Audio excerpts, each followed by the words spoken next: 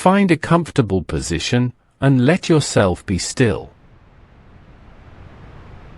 There is nothing you need to follow tonight, and nothing you need to remember. This story will still be here, even if you drift away from it, so you do not have to hold on to any of it. Nothing urgent is going to happen. No one is in danger, and nothing is waiting to be solved. So let your breathing slow. Let your shoulders grow heavy, and your jaw soften, and your eyes close. And we will go, very gently, and in no hurry at all, into an old winter forest, far to the north, and a long, long time ago. It is the blue hour, in the forest, when the light has almost gone, but the dark has not quite come. Snow has been falling all afternoon, slow, and soft, and without any hurry, until every branch is bowed gently toward the ground. The path ahead is pale, and quiet, and easy. There was a woman walking along it, going home, and her name does not matter. She was not lost. She was not afraid. She had walked this way many times before, in every season, and her feet knew it in the dark. With every step, the snow gave a small, soft sound, and then was still. The old pine stood close on either side, tall, and dark, and patient. The cold was not unkind. It was the deep, clean cold of a still winter evening, and it settled over everything, like a heavy, quiet blanket. And the snow kept falling, softly, all around her, as she walked. The snow was falling again, lightly, and the forest was very quiet. Ahead, beyond the trees, the small lights of a village had begun to show, warm and gold, in the blue dark. In every one of those houses, the old people said, there lived a small and gentle keeper. They called him the Domovoi, an old grandfather spirit, who lived behind the warm stove, in the soft dark near the embers.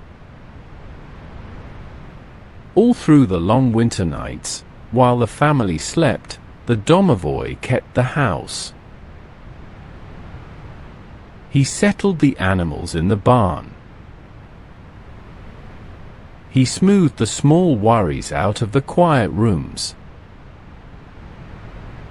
He kept the fire from going cold.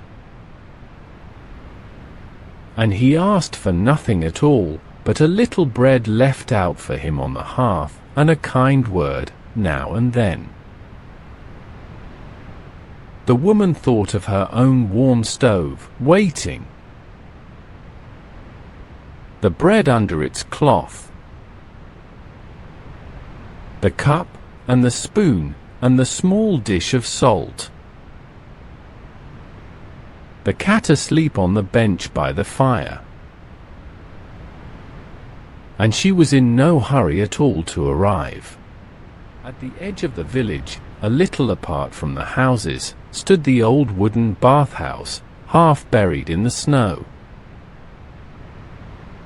It too had its quiet keeper, the bannik,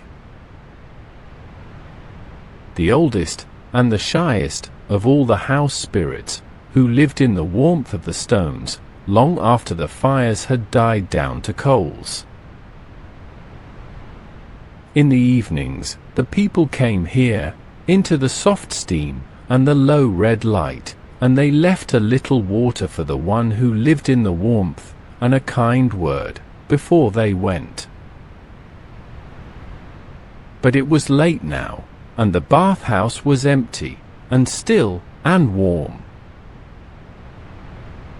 The last of the steam curled slowly up toward the dark rafters and faded. Outside, the snow went on falling softly against the small dark window. And inside, in the warmth and the quiet, nothing stirred at all. Deeper in the forest, far from the path, where the woman did not go, the woods had an older keeper still. The Leshy. As tall as the pines, and as old, and as patient as the stones. He did not trouble those who kept to the path, and spoke kindly to the trees, and took no more from the forest than they needed. He was not really a person at all.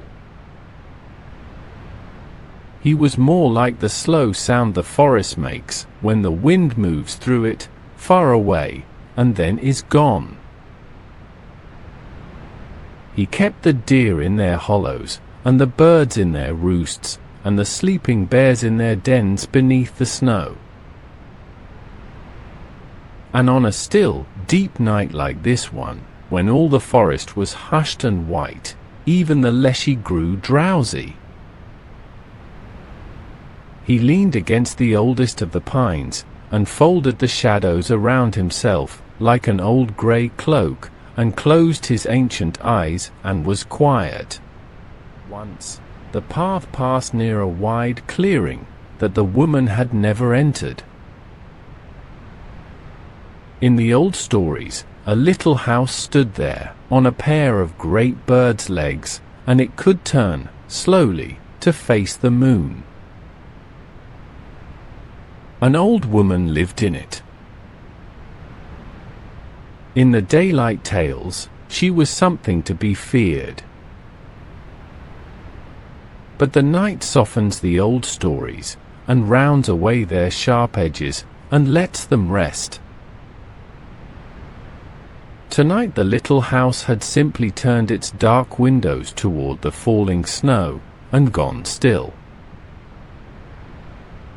Inside, by her own warm stove, the old woman was stirring something, slowly, in a black iron pot. Something that smelled of herbs, and wood smoke, and warm milk. And what it was, the story never says, and we do not need to know. The smell drifted out, across the snow, and softened, and faded. And the clearing was quiet again, and white, and still. For a while, the path came down beside a wide river, frozen now, and still, beneath its smooth skin of ice. In the warm green months, the old people said, the Rusalki lived here.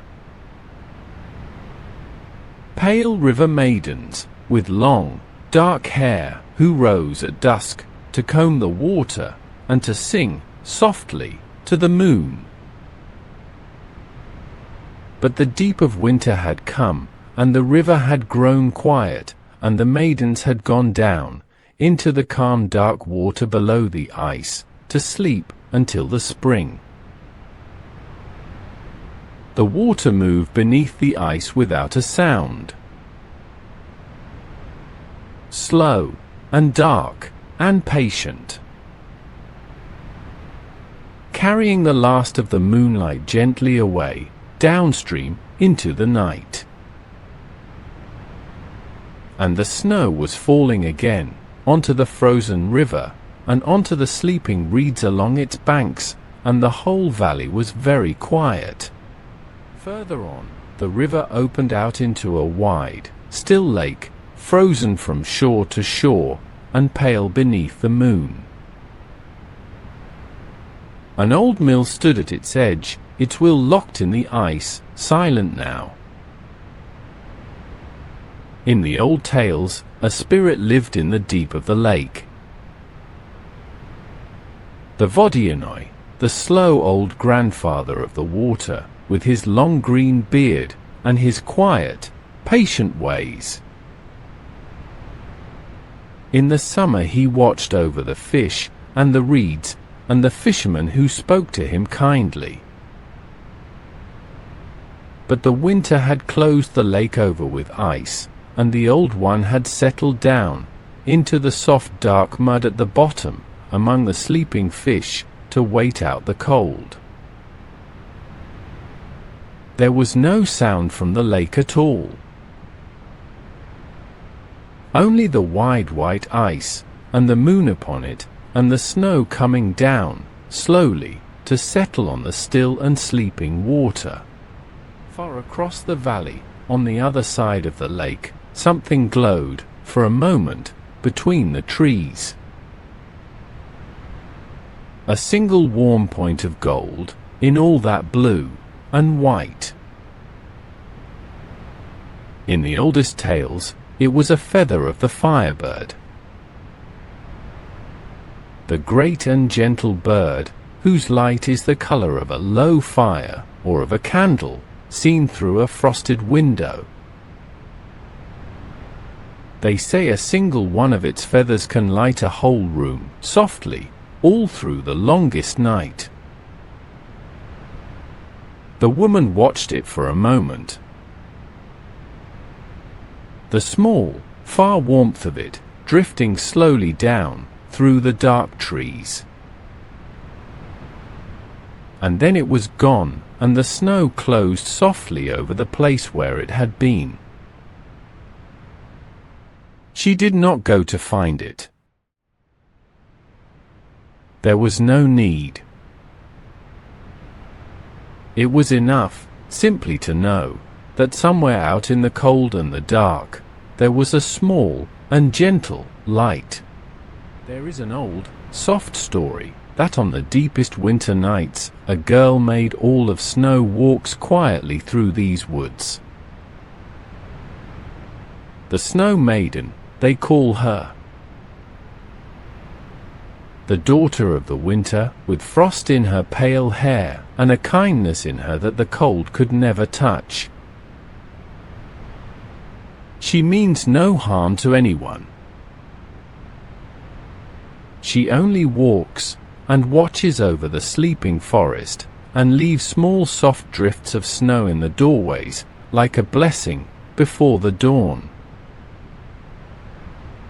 Perhaps she passed along this very path tonight, a little ahead of the woman, leaving no footprints at all.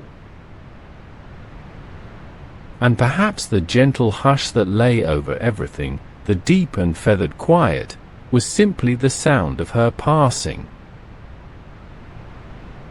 The snow was falling again, and the forest was very quiet. The trees thinned after a time, and the path crossed the edge of a wide, open field, white and smooth and gleaming faintly under the snow.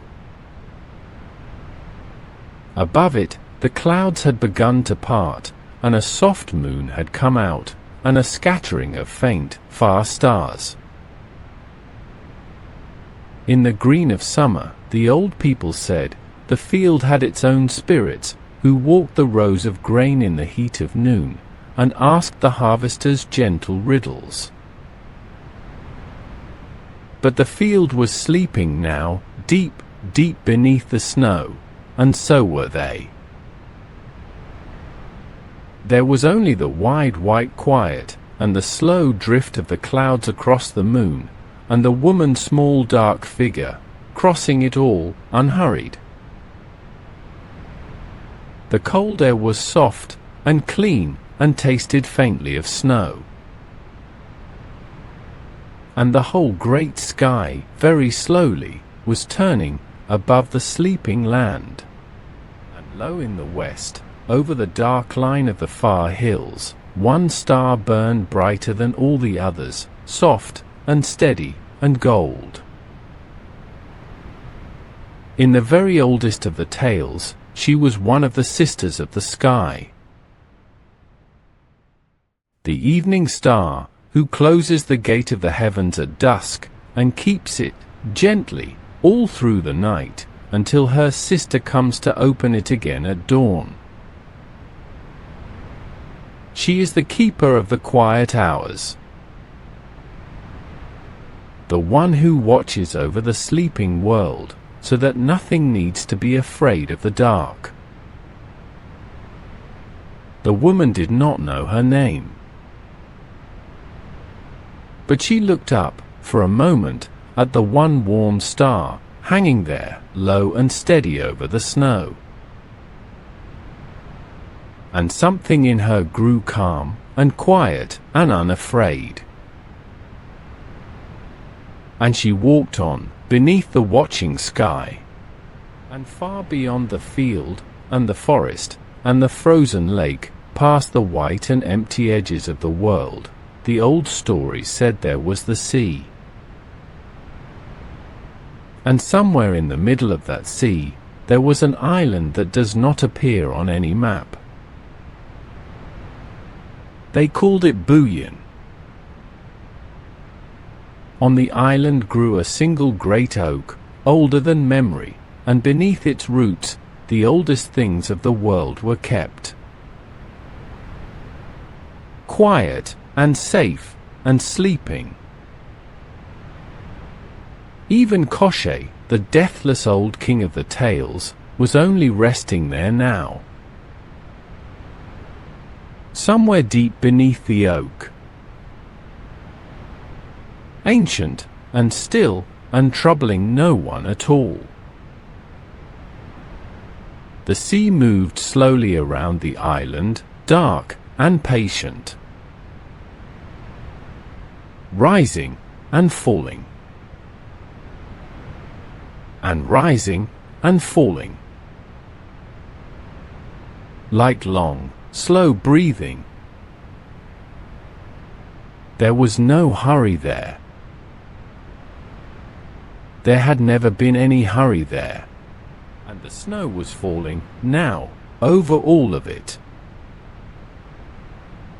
over the far dark island and the slow grey sea,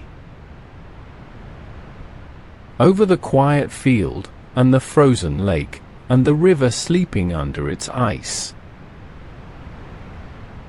over the clearing and the little still house with its dark windows,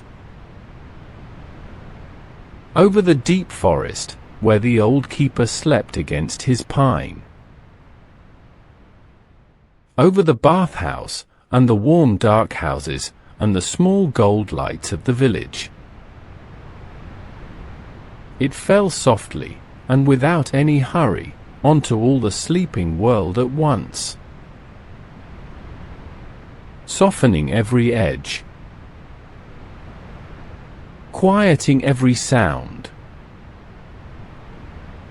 until there was only the snow and the dark and the deep and gentle quiet beneath it. The woman came, at last, to her own small house, with its one warm window and its thread of wood smoke rising softly into the dark. And there is nothing more that needs to happen tonight. The Domovoi keeps his quiet watch by the warm stove.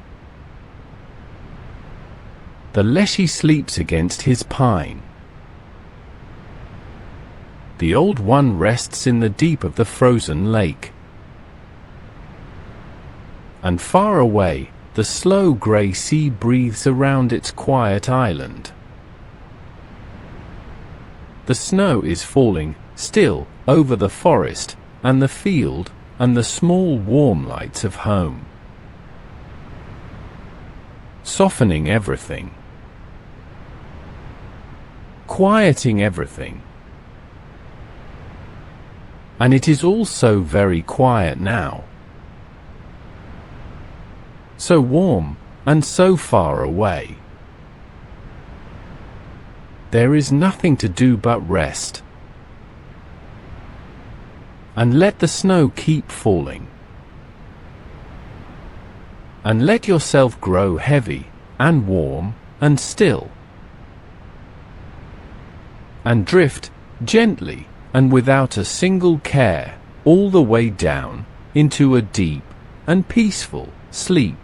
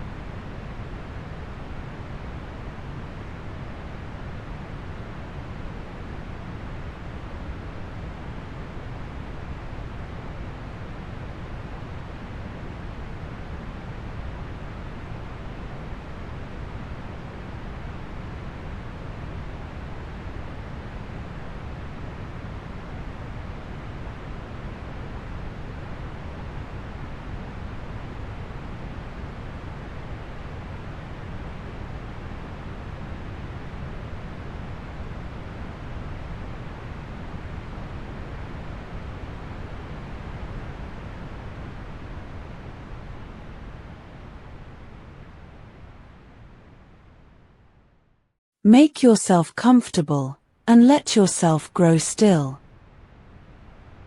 There is nothing you need to follow tonight, and nothing you need to hold on to. This story will stay here, even if you drift away from it, so you can let it go whenever you like. Nothing is going to happen quickly. No one is in danger, and there is nothing here that needs to be solved. So let your breathing slow. Let your shoulders grow heavy, and your jaw soften, and your eyes close. And we will go, very gently, and in no hurry at all, out into a still winter forest, far to the north, on the quietest night of the year. It is very cold there, and very calm. And the snow is falling, softly, over everything. It is the blue hour in the forest, when the last of the light has gone soft, and the dark has not quite come. All afternoon the sky has been lowering, grey and gentle, and now, without a sound, the frost has begun to come down. You can feel it, more than hear it.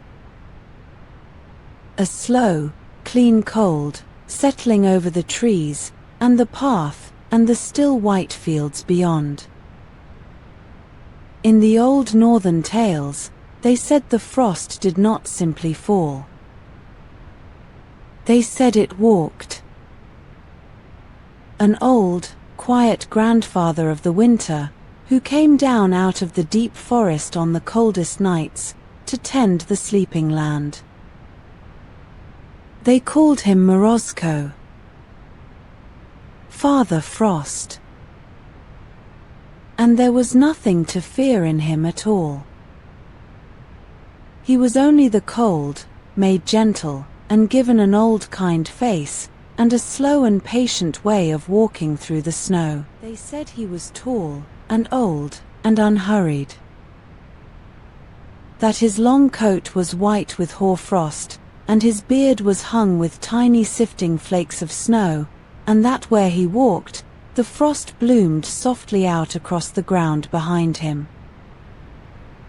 He carried a staff of clear blue ice, and when he touched it, gently, to a branch, or a window pane, or a still black pool, the frost would spread from it slowly, in feathered ferns and stars, and small delicate flowers of ice. He was in no hurry, ever. He had all the long night, and all the long winter, and he had done this for longer than anyone could remember. And he was kind. In the softened tales that people told by the fire, he troubled no one who was quiet and content.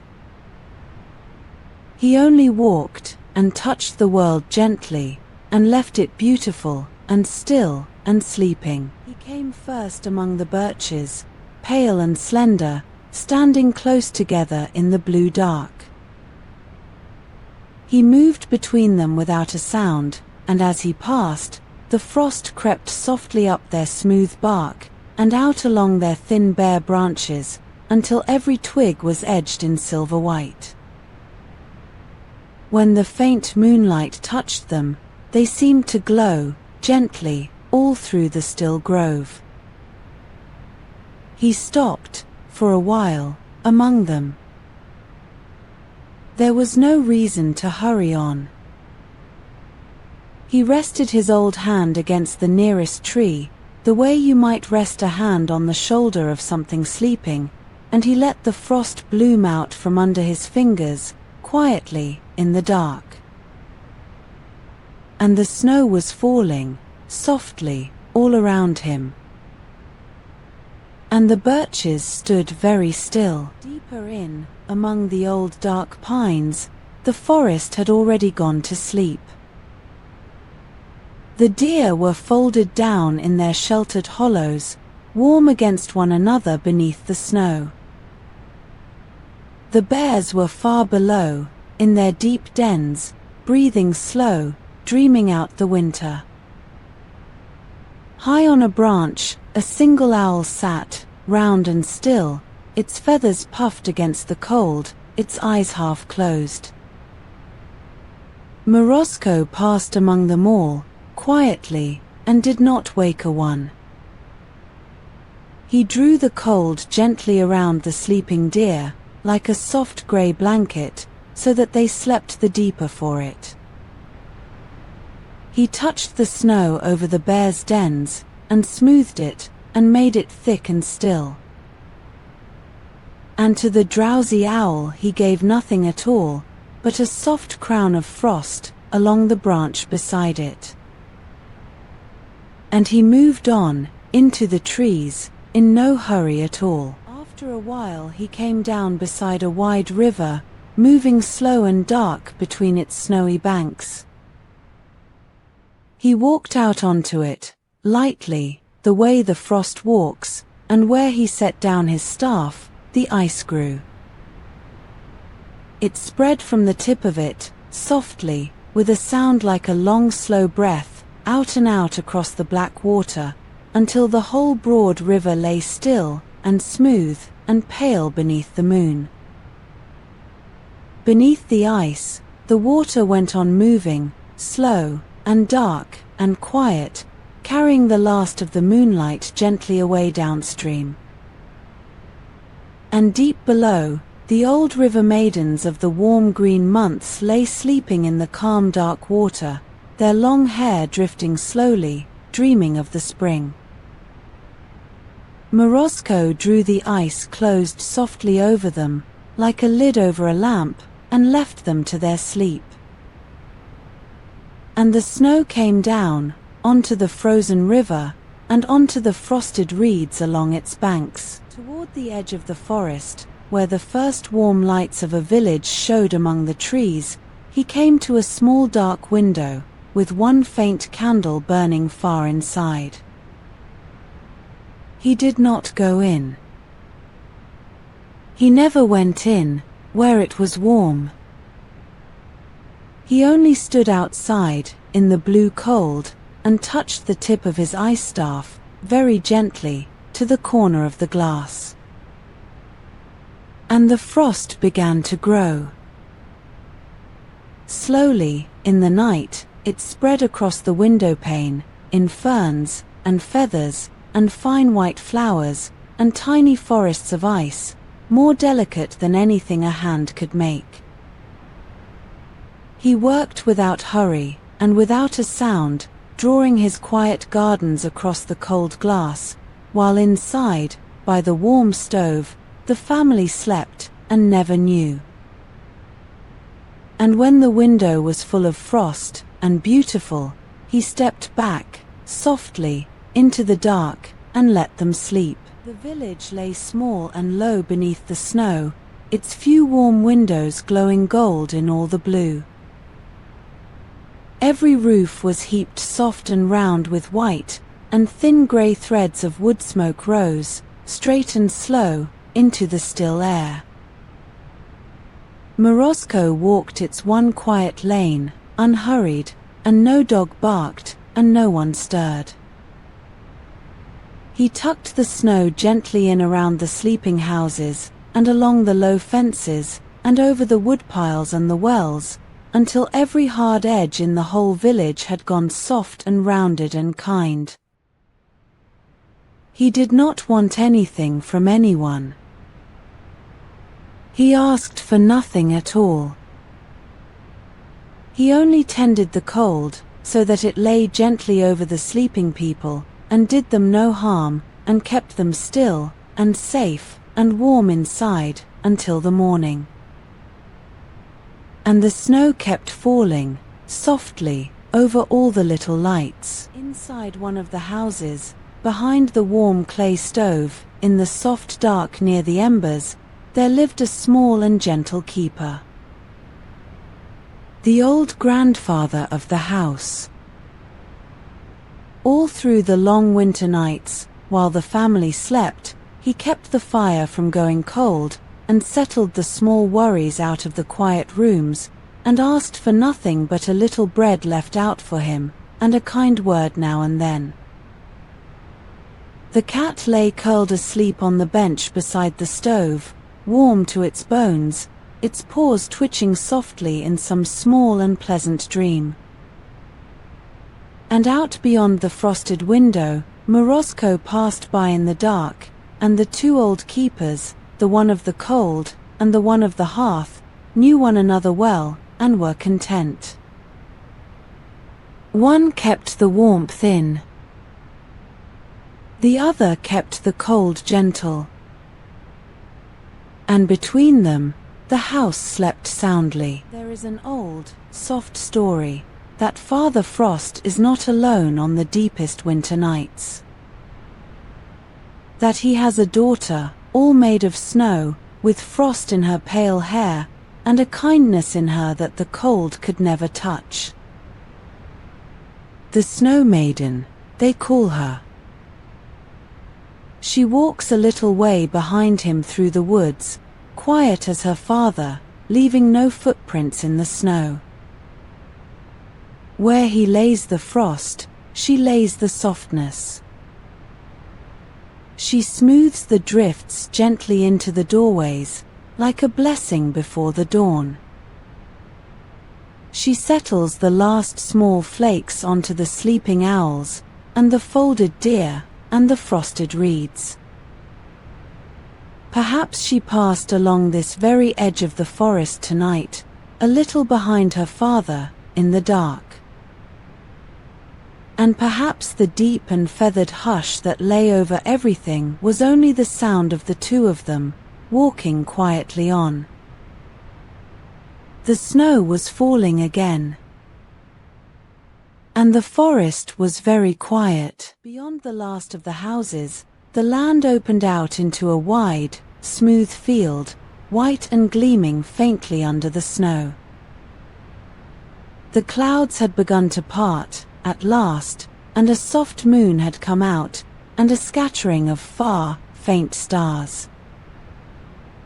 In the green of summer, the old people said, the field had its own quiet spirits, who walked the rows of grain in the heat of noon. But the field was deep asleep now, far beneath the snow, and so were they. Morozko crossed it slowly, a tall pale figure, alone in all that white, drawing the frost out behind him in a long, glittering trail beneath the moon. There was only the wide, still field, and the slow drift of the clouds across the moon, and the far cold shine of the stars, and the old one walking, unhurried, over the sleeping ground. Low in the west, over the dark line of the far hills, one star burned brighter than all the rest, soft, and steady, and gold. In the very oldest of the tales, she was one of the sisters of the sky. The evening star, who closes the gate of the heavens at dusk, and keeps it, gently, all through the night, until her sister comes to open it again at dawn. She is the keeper of the quiet hours. The one who watches over the sleeping world, so that nothing in the long dark needs to be afraid. Morozko walked on beneath her, and she shone down, calm and unblinking, on the frost he laid across the field. The old one below, and the old light above, keeping the still night together, between them. And nothing needed to happen. And nothing was wrong. And the whole slow sky turned gently, above the sleeping land. And far beyond the field, and the forest, and the frozen river, past the white and empty edges of the world, the old stories said there was the sea. And somewhere in the middle of that sea, an island that appears on no map. They called it Buyan. On it grew a single great oak, older than memory, and beneath its roots the oldest things of the world lay kept, and quiet, and sleeping. Even the frost, they said, was born somewhere out there, in the deep cold heart of the winter, and came inland on the still nights to tend the land, and went home again before the dawn. The sea moved slowly around the island, dark and patient, rising and falling, and rising and falling, like long, slow breathing. There was no hurry there. There had never, in all the ages of the world, been any hurry there at all. And now the frost lay over all of it. Over the far dark island, and the slow grey sea. Over the wide still field, and the frozen river, sleeping under its ice. Over the quiet village, and its little golden lights, and the warm keeper by his stove. Over the deep forest, and the folded deer, and the drowsing owl, and the bears far down in their dens. Morozko had walked through all of it, in the long blue night, and touched all of it, gently, and left it beautiful and still. Every branch was edged in silver. Every window was full of ferns of ice. Every hard edge in the whole wide world had gone soft, and rounded, and kind. And the snow was still falling, softly, and without any hurry, onto all the sleeping land at once. Softening every shape. Quieting every sound. And there is nothing more that needs to happen tonight. Father Frost walks slowly on, through the silver birches, tending the sleeping world, and asking nothing, and troubling no one. The Snow Maiden walks quietly behind him. The keeper sits by the warm stove. The maidens sleep beneath the ice, and the old ones rest beneath the oak, and far away the slow grey sea breathes gently around its quiet island. And the frost is still coming down, softly, over the forest, and the field, and the small warm lights of home. Softening everything. Quieting everything. And it is all so very calm now. So cold, and clean, and far away. There is nothing to do but rest. So let the frost keep falling. And let yourself grow heavy, and warm, and still. And drift, gently, and without a single care, all the way down, into a deep and peaceful sleep.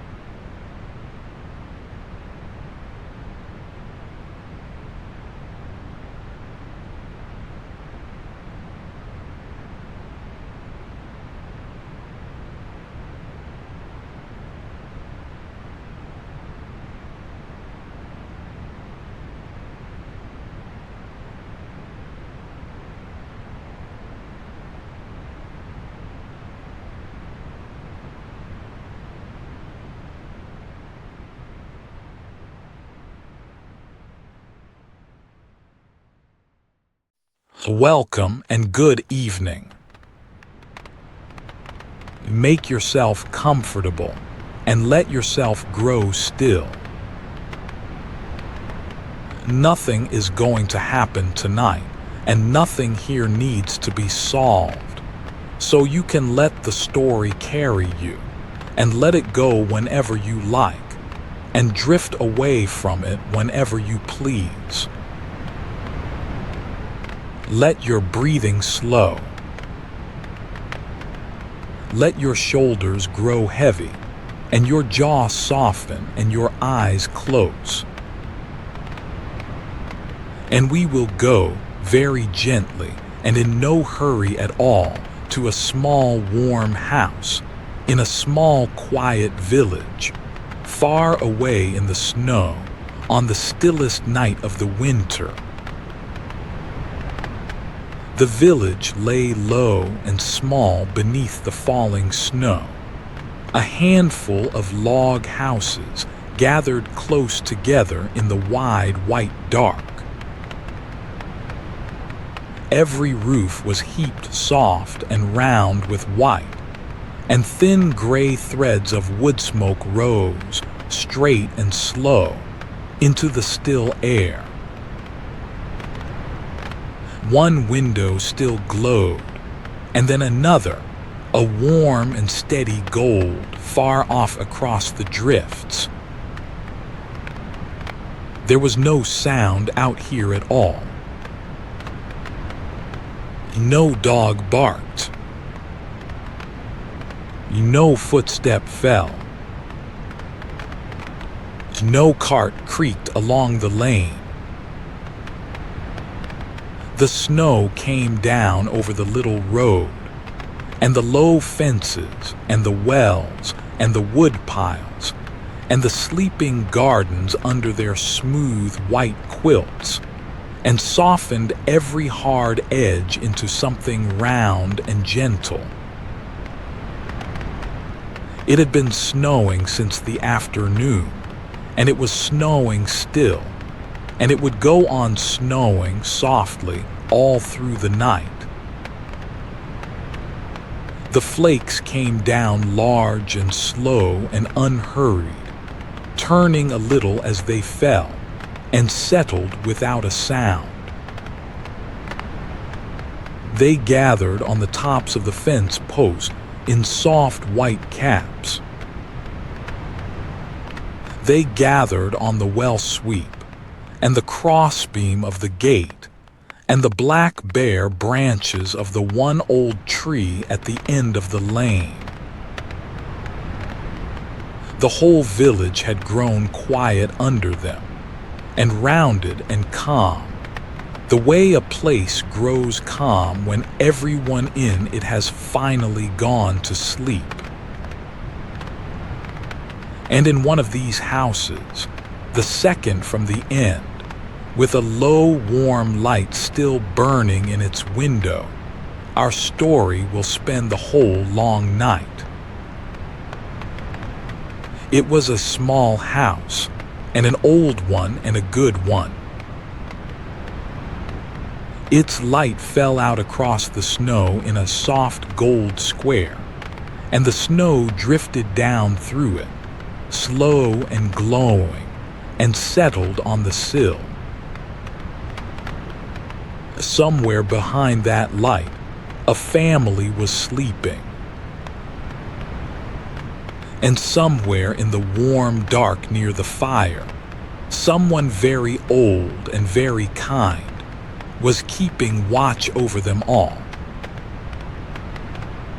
So let us go closer, slowly, across the quiet snow, toward the small gold light.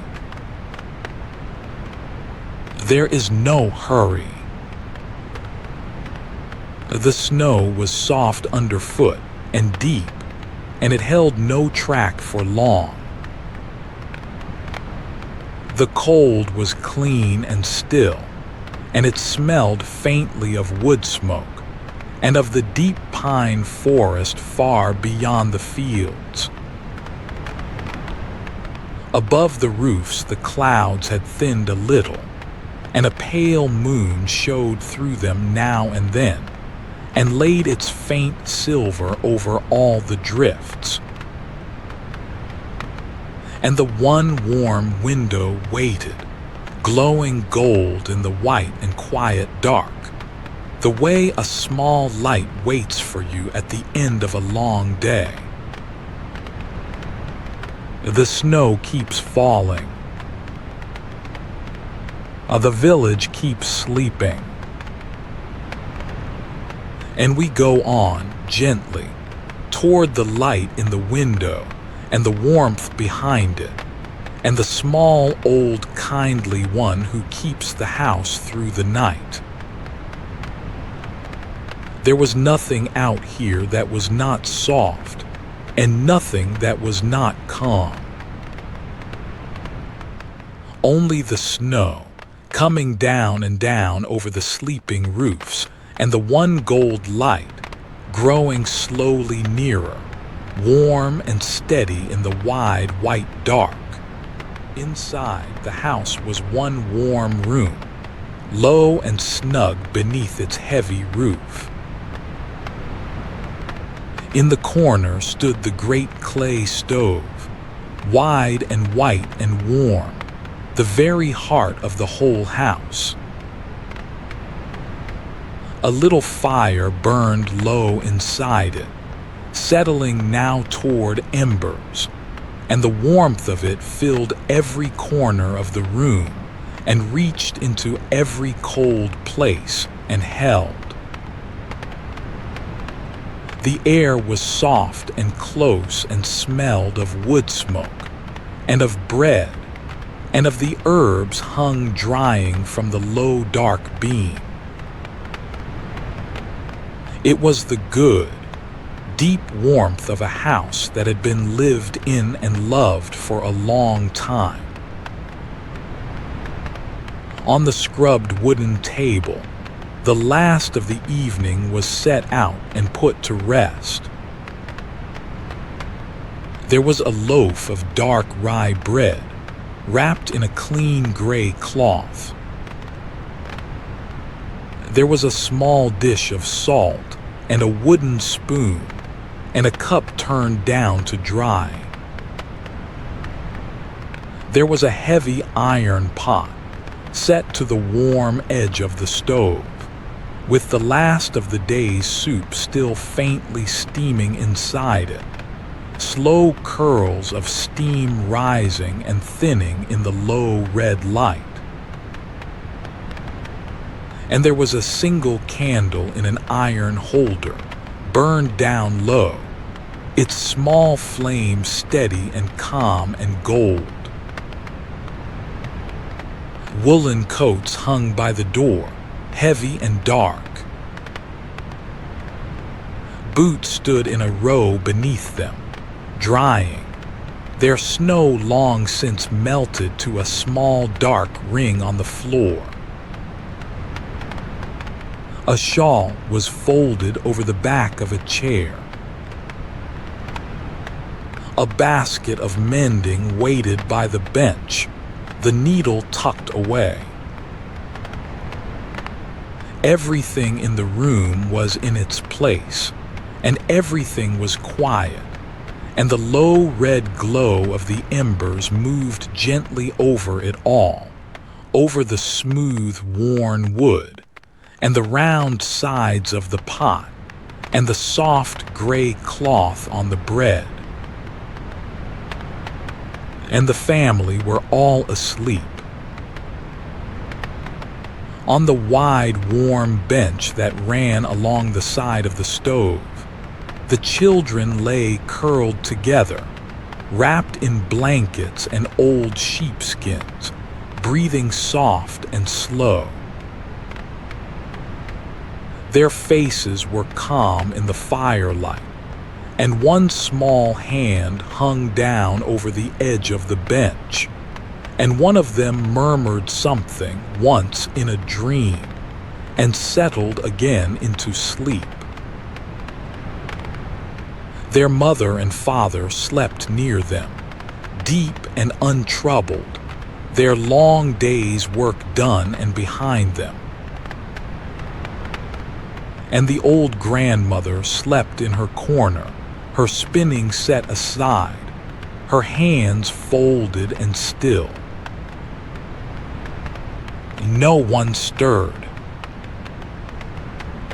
The last of the day was finished. The animals were fed and settled in the barn.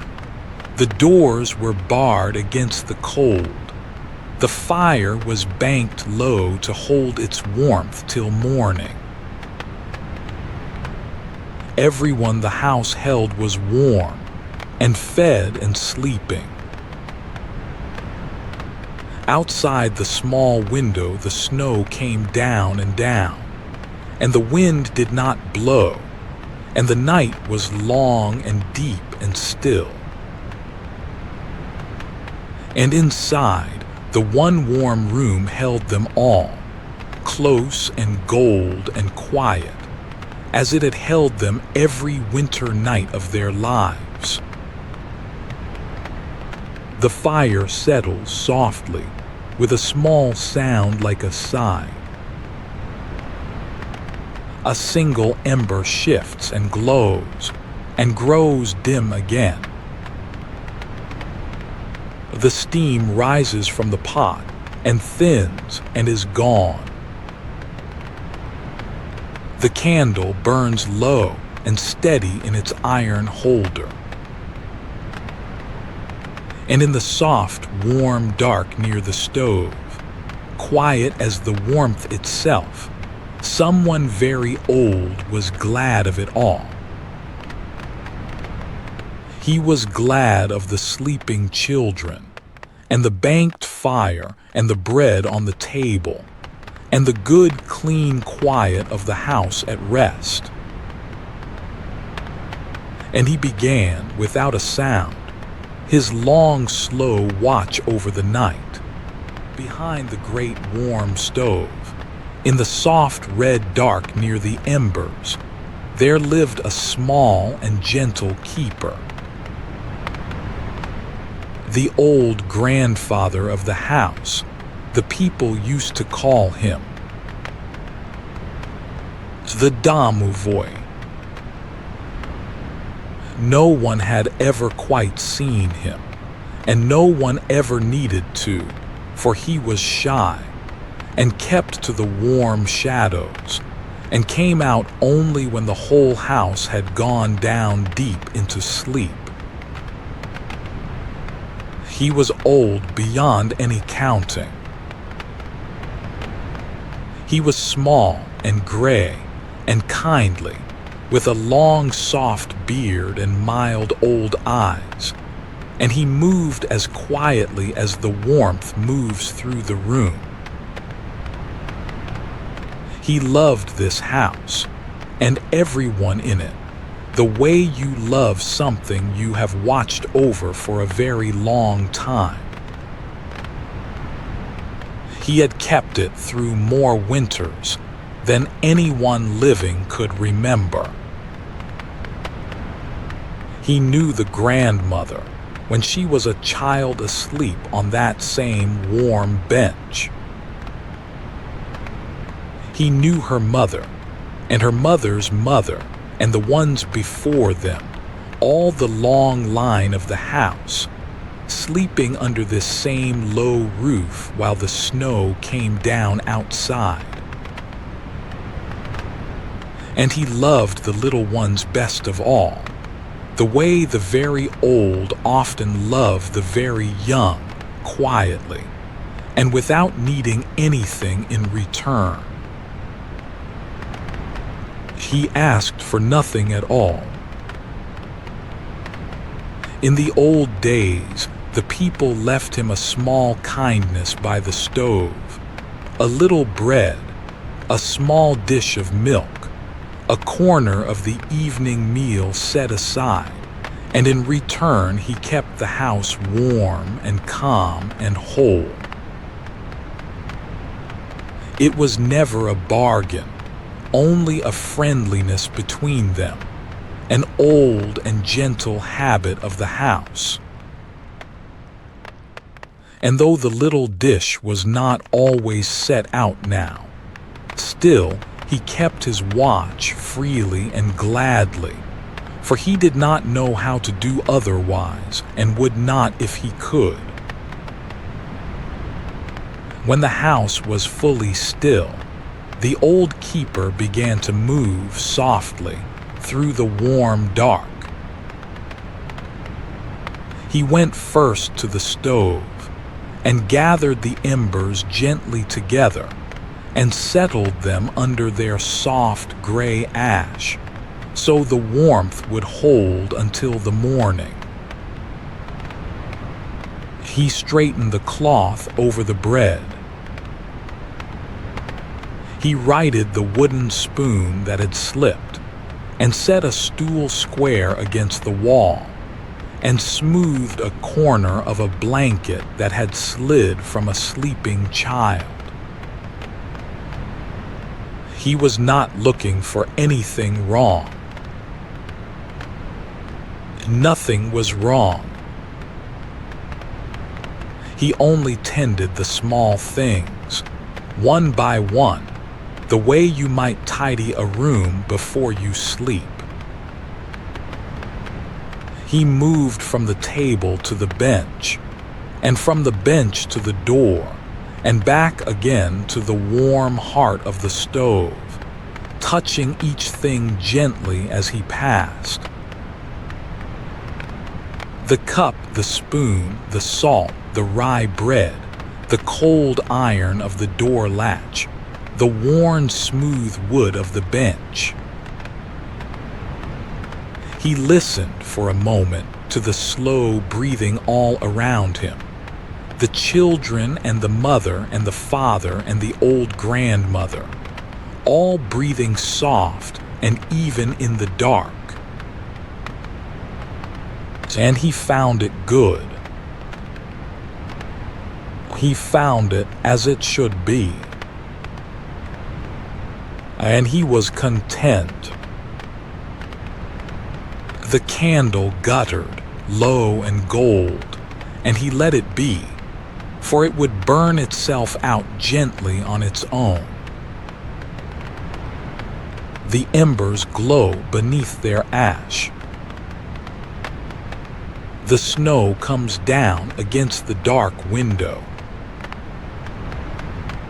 And the old keeper of the house finished his gentle round and returned to his warm corner behind the stove and settled there, small and still and watchful. He was glad of the quiet and the warmth and the sleeping house, with nowhere in the wide world he would rather be than here, keeping this one small warm place through the long white night. The cat lay curled asleep on the bench beside the stove, warm to its very bones. It was an old gray cat, and a fat one, and it had slept on that same warm bench through so many winters that the wood there had taken the shape of it. It slept the deep and easy sleep of a creature that had always been warm, and always been fed, and never once in its life had cause to be otherwise. Its sides rose and fell, slow and even. Its paws twitched softly, now and then, chasing something small and pleasant through a dream. And a low warmth of a purr came and went in it, even in sleep, like a kettle a long way off.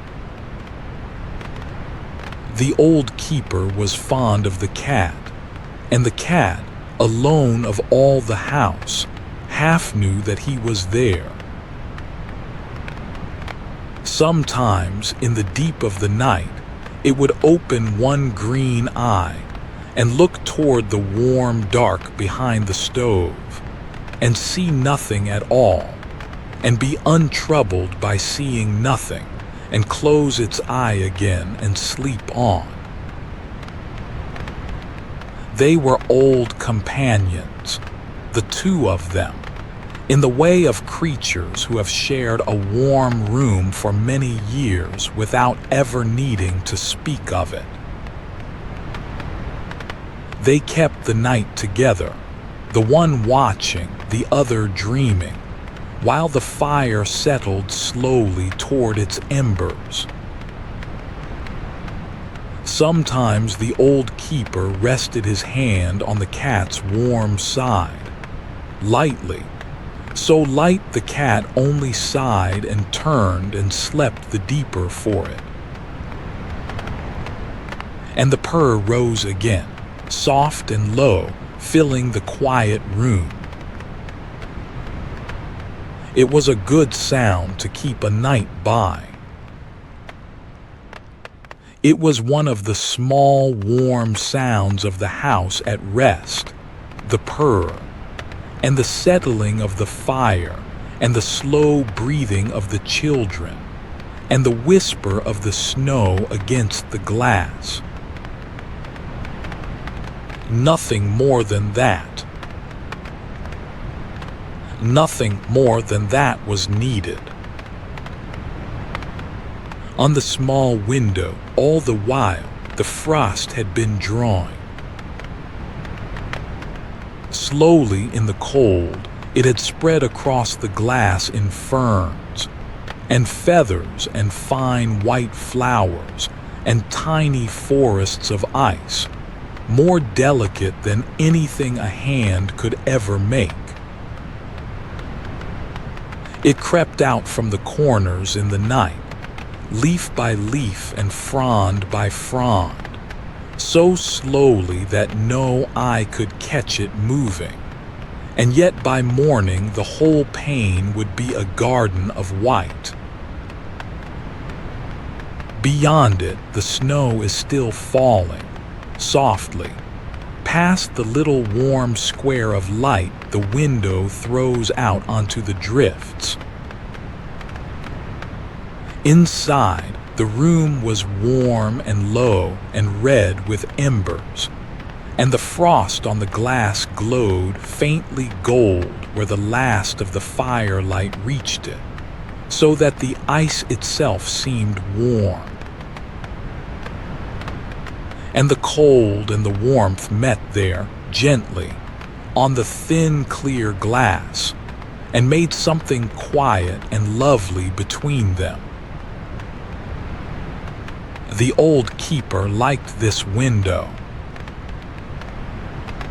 He liked the frost flowers, and the way they come without a sound, and ask for nothing, and are beautiful, and melt away by noon, and come again the next cold night, patient and unhurried, winter after winter after winter.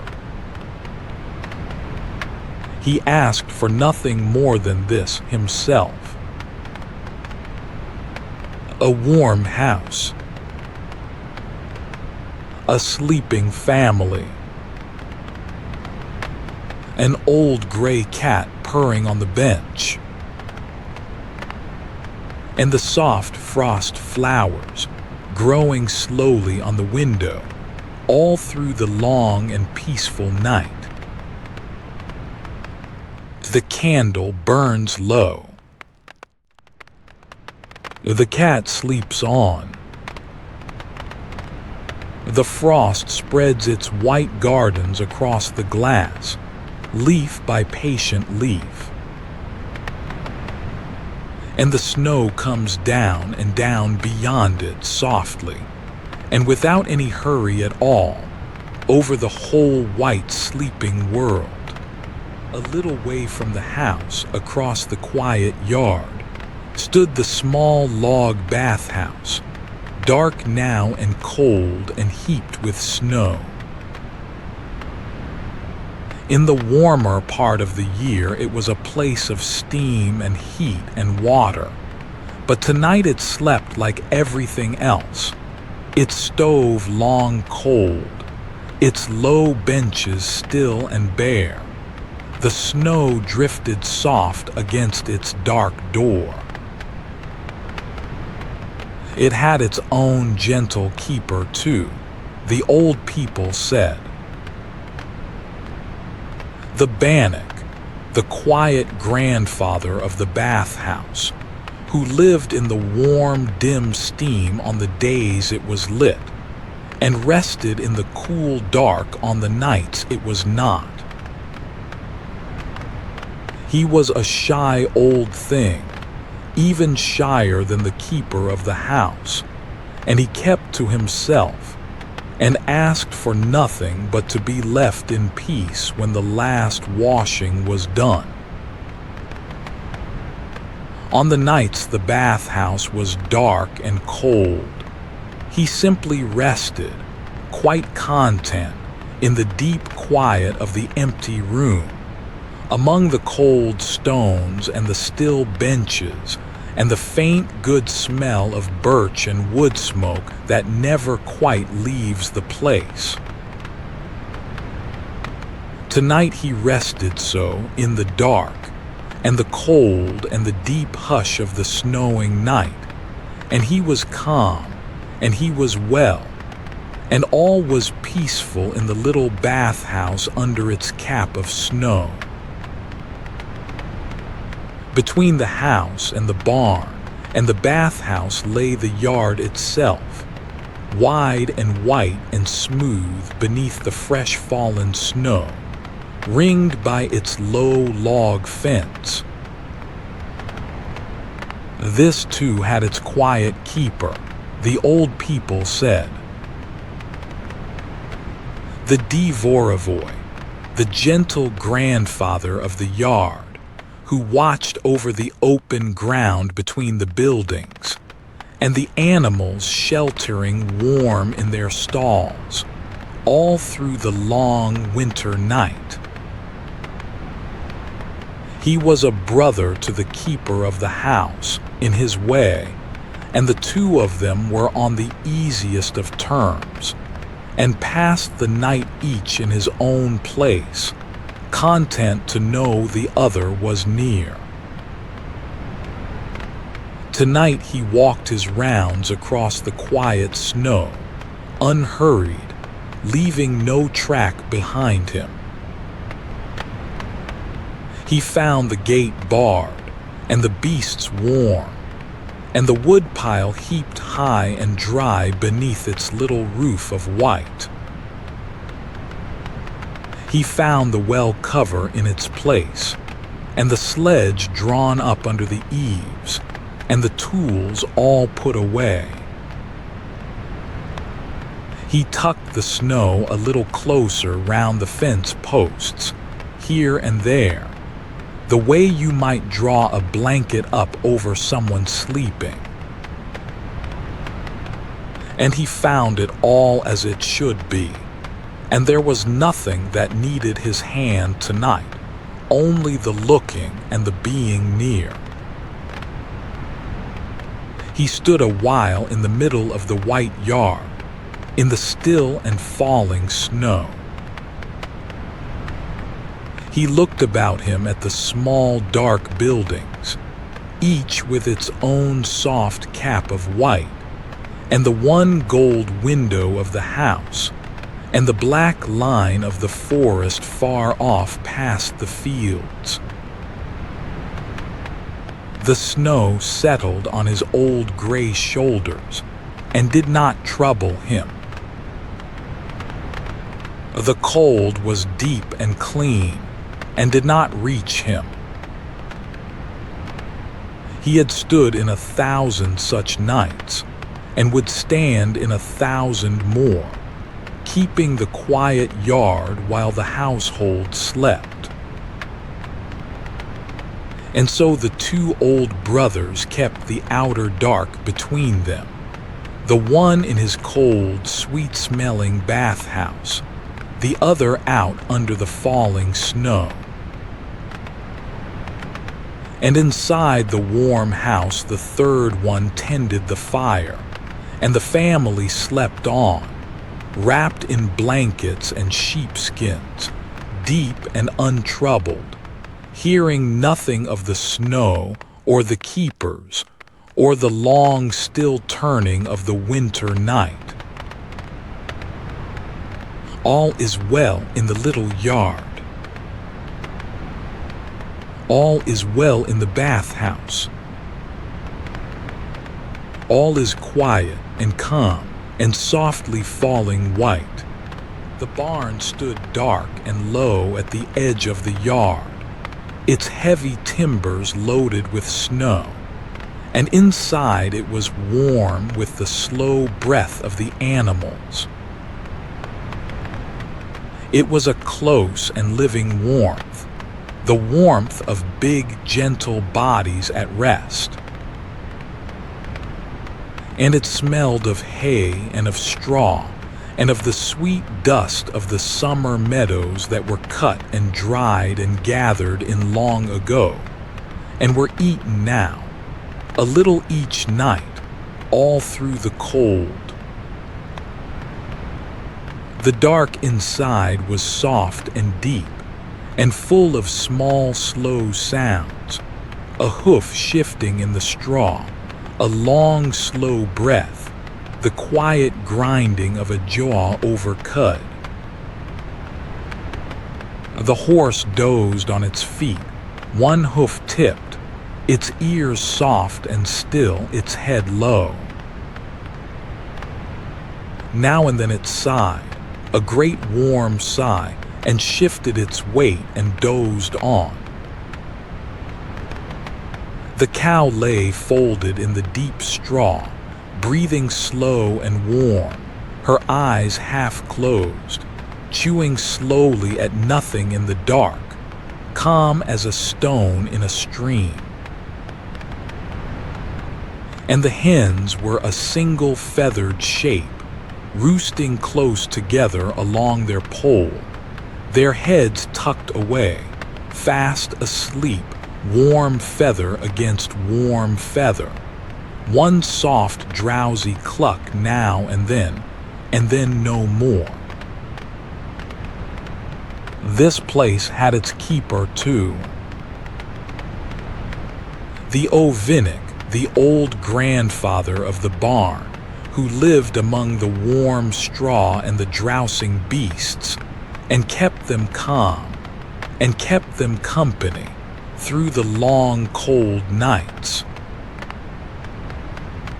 Of all the old keepers, he was the most at home in the dark, and the most fond of the animals, and he moved among them now as gently as their own breath. He settled a twist of straw more softly under the cow. He quieted a hen that stirred, with no more than a nearness. He rested an old kind hand on the warm flank of the horse, and the horse leaned a little into it, and sighed and slept. He knew each of them, and each of their ways. He knew the cow was slow and easy and afraid of nothing, and the horse was proud and a little foolish and needed a gentle word, and the hens were silly and warm and slept the soonest of all. He had kept them through the deep of many winters, and would keep them through many more, and they were calm under his keeping, the way beasts are calm when something old and kind is watching over them in the dark. Nothing troubled them tonight. Nothing was going to.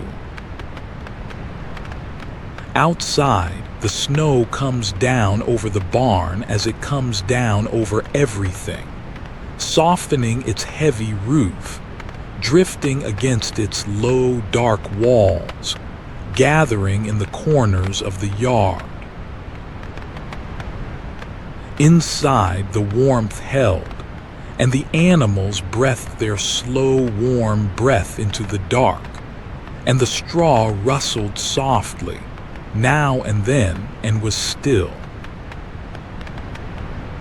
And the old keeper of the barn sat down at last among his sleeping beasts, in the good warm dark, and rested, and was content, and let the long night pass. All the creatures of the house were warm tonight, and fed and safe and dreaming, the children on their bench, the cat by the stove, the horse and the cow and the drowsing hens in the good dark barn. Each had its warm place. Each had its keeper near. And over all of them the snow keeps falling, softly, hour by quiet hour, filling the yard and the lane and the wide white fields, while the whole small world of the house sleeps on beneath it, deep and calm and sound. And it was not only this one house, on this one quiet night. In every house in the little village, behind every warm stove, there was an old keeper of its own, small and shy and kindly, keeping its own family through the dark. All down the snowed-in lane, in house after house, they kept their gentle watch, each one settling its own low fire and smoothing its own blankets, and listening to its own family breathing slow in the warm dark. They were a quiet company, these old ones, spread out across the sleeping village under the falling snow, each in his own warm corner, each content. They did not gather, and they did not speak, and mostly they did not think of one another at all through the long nights of their watching. And yet they were kin in their way, all the keepers of all the houses, and the keepers of the yards, and the shy ones of the cold bathhouses, and the old ones among the animals in the barns. They were the quiet grandfathers of the village, the small, warm-hearted watchers of its sleep, as old as the houses themselves, older than anyone can say. And on a night like this one, when the snow comes down and the whole village sleeps, they were all of them at their gentle work at once. So in the second house from the end, the old keeper tended his fire. And in the next house, another tended his. And in the house across the lane, and the house beyond the well, and the last small house where the lane ran out into the fields, in each of them, a small gray watchful one kept the warmth, and the quiet and the sleep. Light by light and roof by roof, the village was watched over, all of it, all through the long white night, and no sleeper in it knew or needed to know how well they were kept. Outside all the little windows the snow comes down and down, softly, without any hurry, over the whole white world.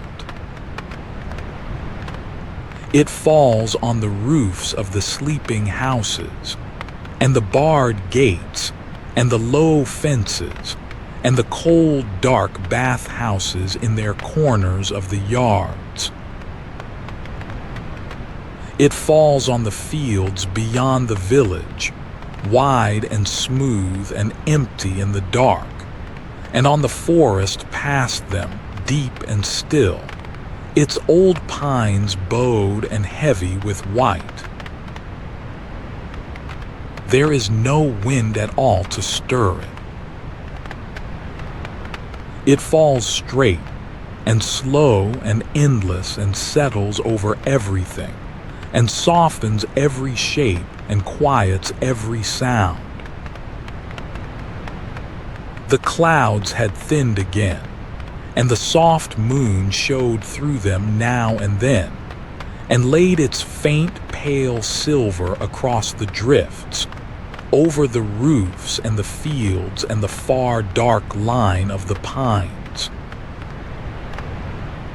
For a moment the whole white land glimmered, soft and low under the moon.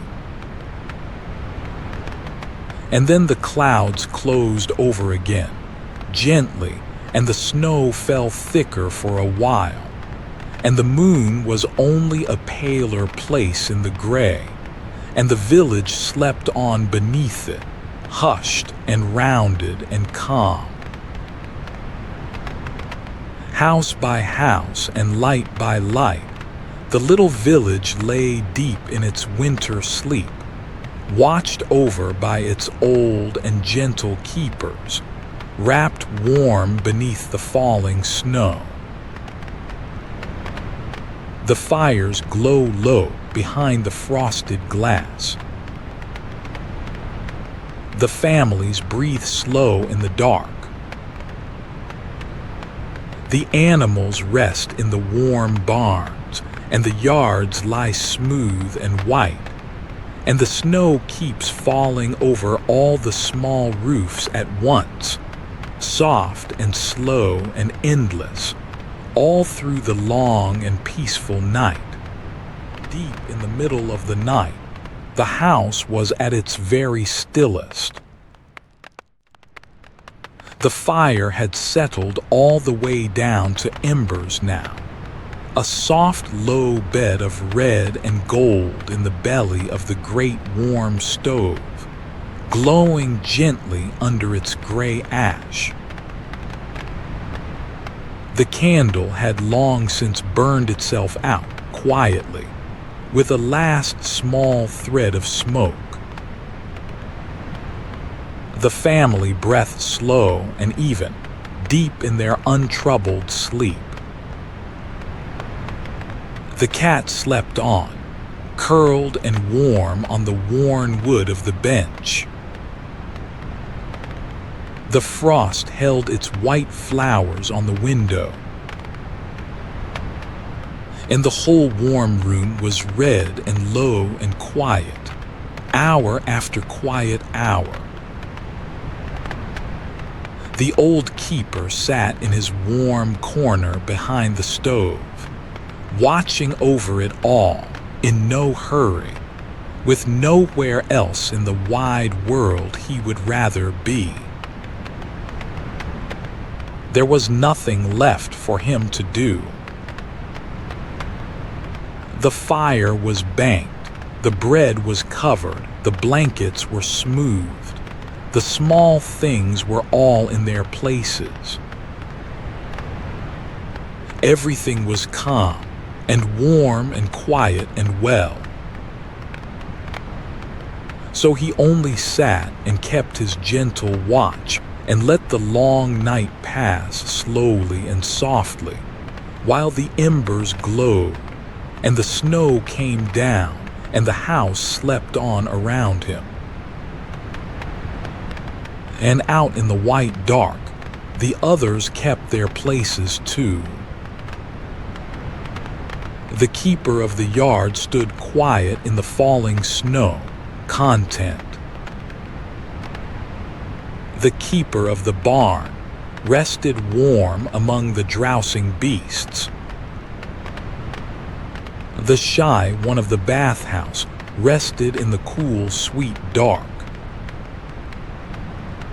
And all of them, everyone, were calm and kindly and glad of the long, still night, and asked for nothing, and troubled no one, and let the hours drift by. The snow comes down over all of them at once, softening the roofs, filling the lane, hushing the whole wide world toward morning. There is nothing more that needs to happen tonight. Nothing is going to happen. The night will only deepen and soften and grow more and more still, until far off, hours from now, the first gray light comes creeping up over the fields, and the fires are stirred, and the day begins again. But that is a long way off yet, and there is no need to think of it, and no need to think of anything at all. There is only the warm red glow of the embers, and the soft weight of the blankets, and the endless quiet falling of the snow. The embers glow. The snow falls. The old keeper watches over the sleeping house, and the sleeping village lies wrapped in white beneath the moon, and it is all so very calm now, and so warm and so far away. There is nothing to hold on to, and nothing to keep watch over yourself, for it is all watched over already, all of it, every warm and sleeping thing. So there is nothing left to do now but rest. So let the fire glow low, and the snow keep falling, and the old keeper keep his gentle watch. Let the warm room hold you, the way it holds the sleeping children, close and gold and quiet. Let your breathing grow slow, and your shoulders grow heavy, and the last small thoughts of the day settle softly, one by one like snow, and grow still. There is nowhere you need to be, and nothing you need to do, and nothing here but warmth and quiet, and the soft, slow falling of the snow. And so we leave the small house, and the low red embers, and the old kind keeper by the stove, and the whole warm village sleeping beneath the snow. The fire glows. The snow falls. All is warm, and all is quiet, and all is well. And you may let yourself grow heavy now, and warm and still, and drift gently and without a single care, all the way down into a deep and peaceful sleep.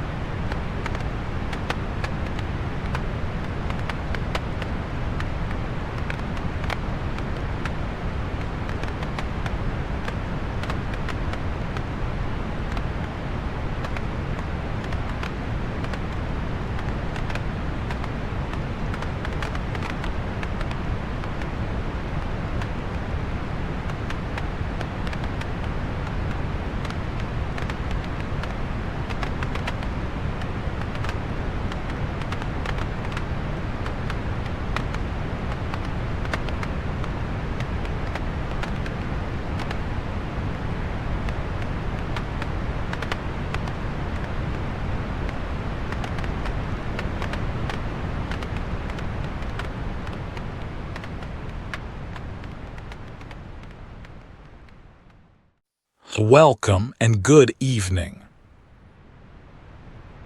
Settle yourself however you are resting now, and let the day loosen and slip away. Nothing here needs your attention, and nothing tonight needs to be finished, so you may follow the story as long as you like, and let it go the moment you would rather drift. Let your breath grow slow and even. Let your hands lie open and your eyes close. And we will go quietly and in no hurry at all, down to the edge of a wide, dark lake, deep in the old forest, on the stillest night of the year. A wanderer came down to the edge of the lake late in the night, when the roads behind him had emptied, and there was nowhere left that he needed to reach. He was in no hurry. He had been walking for many days, and over those days the walking had grown slow and gentle. And here, at the water, it simply stopped. He stood where the last of the soft path met the shore, and set down the small bundle he had carried, and let his shoulders drop, and looked out over the lake and was quiet. There was nothing here that asked anything of him at all. The water lay flat and wide before him, dark and smooth, and silver where the dim moon touched it. Old Lake Svetlo Yar, the people called it, deep and calm and very old. He let his breathing slow until it fell in with the slow breathing of the water. The night was mild, and there was no wind. A soft rain had begun to fall, so fine that it was almost only a coolness on the air, touching the calm lake here and there with slow and widening rings. The reeds along the shore stirred a little, and then were still. The smell of the water came up gently around him, clean and cool. The smell of the lake and the wet reeds and the old stones at the margin of the shore. The water was still. The rain falls softly on the lake. And somewhere far out and far down, beneath the smooth, dark surface, there was a sound so faint that it might have been only the memory of a sound. A low and rounded note, worn soft by all the deep water above it. Then a long quiet. Then, after a while, and without any hurry at all, the same low note again, rising up from somewhere far below. He did not lean toward it, and he did not try to give it a name. He only stood at the edge of the wide, dark water, and let it be what it was, which was calm. The moon showed dim and soft through the thin cloud, and laid a pale and broken road of light across the lake, from the far shore all the way to where he stood. The rain fell through the light without a sound. The rings from the rain spread and crossed and faded on the water, and each time they faded the lake grew smooth again. and each time it grew smooth, it held the dim moon again, whole and unbroken, as though nothing at all had touched it. There was no one else along the shore. There was no light but the moon, and no sound but the soft rain, and the faint far note beneath the water, and his own slow breath. The lake is still. The bells are far below. He stood a long while and asked nothing of the night, and the wide watcher lay quiet and dark and patient under the moon, the way still water lies when it has been at peace for a very long time.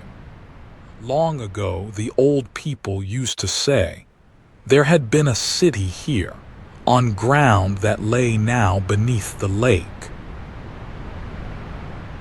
It was a small white city of churches and low stone walls and quiet gardens, with round golden domes that had caught the morning light, and a wooden jetty where the fishing boats were tied.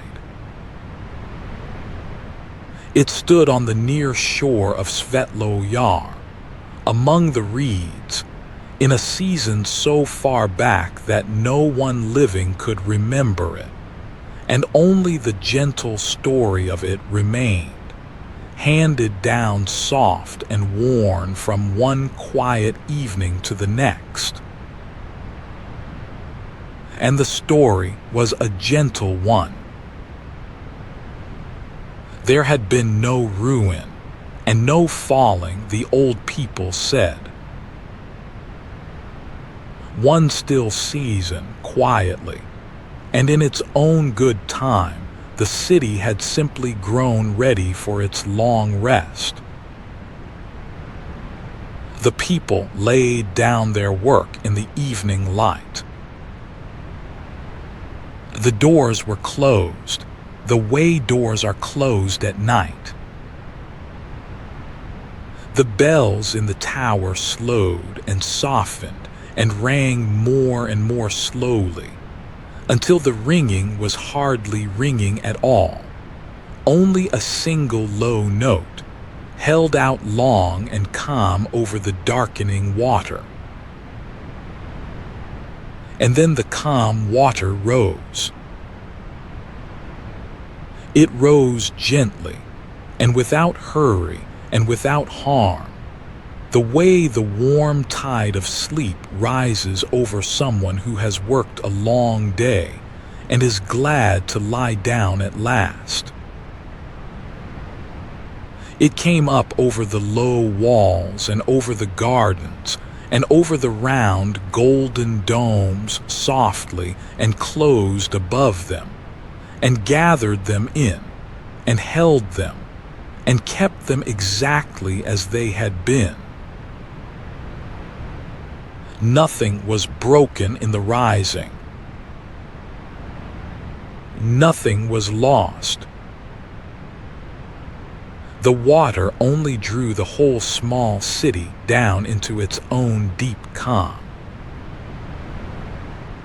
It drew down the walls and the domes and the jetty and the gardens, all of it, and folded the calm water over them the way you fold something precious in soft cloth, and put it carefully and gladly away. The lake closed above the city, smooth and dark, and grew still, and it has stayed still ever since. That was all a very long time ago, and it was all finished, and it had been finished and quiet for hundreds of quiet years. The city did not drown, and it did not end. It only went down into the still water whole. It went on beneath the water, whole and untroubled and sleeping. Its walls still stood in the deep, clear dark. Its gardens still held their shape below the surface.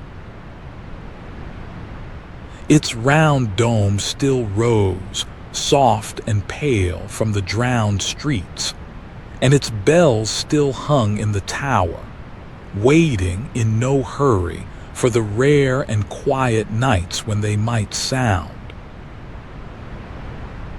The water was smooth. The city is safe below. Nothing pressed on it. Nothing hurried it. The long weight of the lake lay over it as gently as a blanket lies over a sleeping child. And the wanderer stood on the shore where that white city had once stood, in the soft and falling rain, under the dim and clouded moon, and thought of it all resting quietly down there, unhurried and safe and whole. There was nothing here to save, and nothing to mourn, and nothing to be done but rest. The lake had been resting for a very long time. And standing there at its edge, in the cool, clean air, with the rain coming down soft on the water, it seemed the most natural and easy thing in the world to grow still and rest along with it. After a while, the wanderer walked a little way along the shore, in no direction, only following the soft, dark line where the land met the water. The ground was cool and yielding underfoot, and gave a little at each step, and made no sound. The reeds stood tall and dark beside him, taller than a man, and they moved when the air moved, and stilled again when the air was still.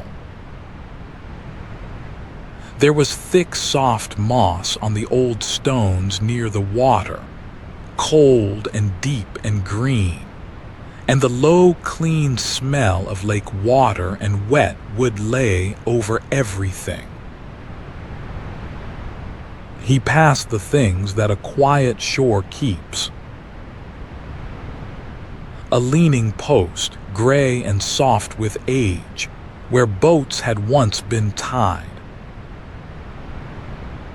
An iron ring set into the post, cold and dark and smooth, quiet under his fingers when he touched it, and then he let it go. A flat stone worn low by long years of stepping. A little rowboat drawn up and turned over on the bank long ago, its wood gone soft and pale, half sunk in the moss and the reeds.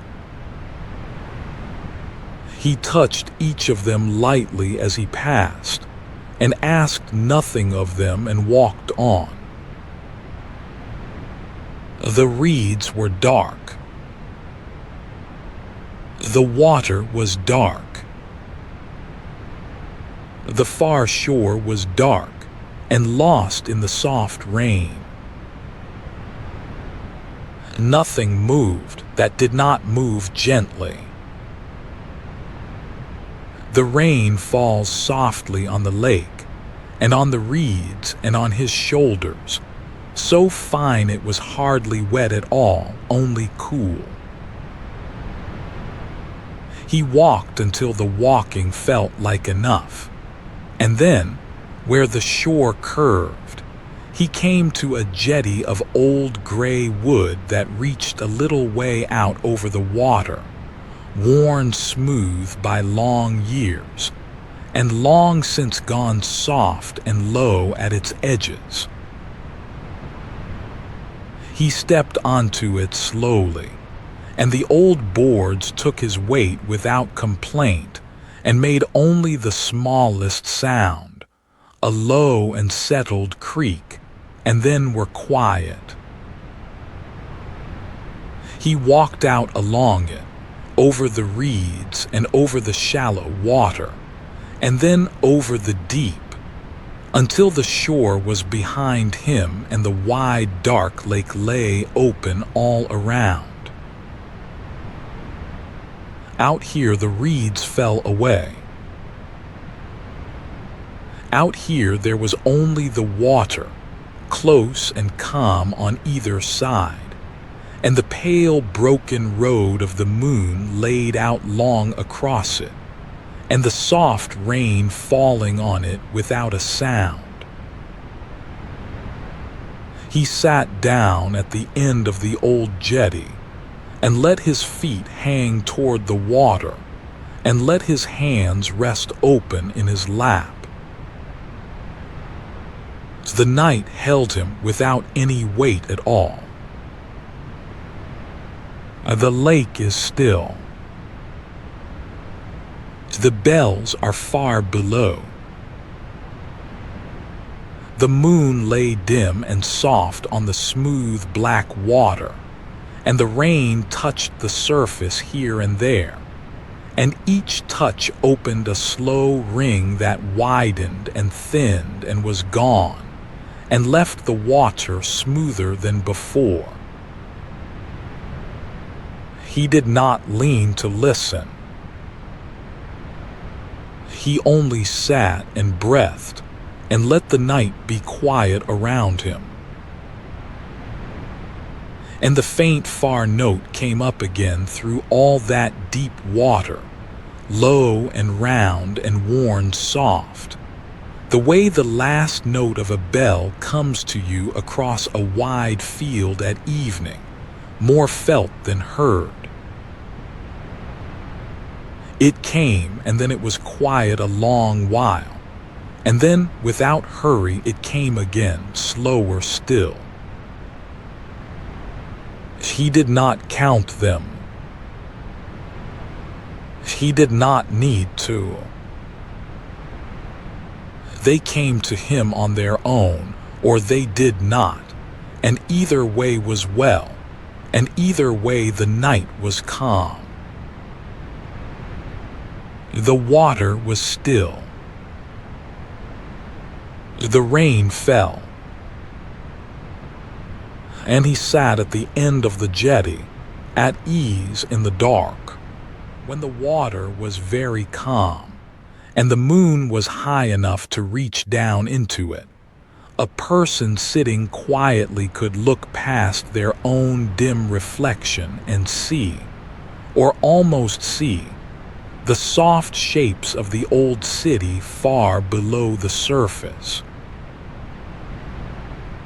The wanderer looked and let his eyes go slow and soft, and after a while they were there.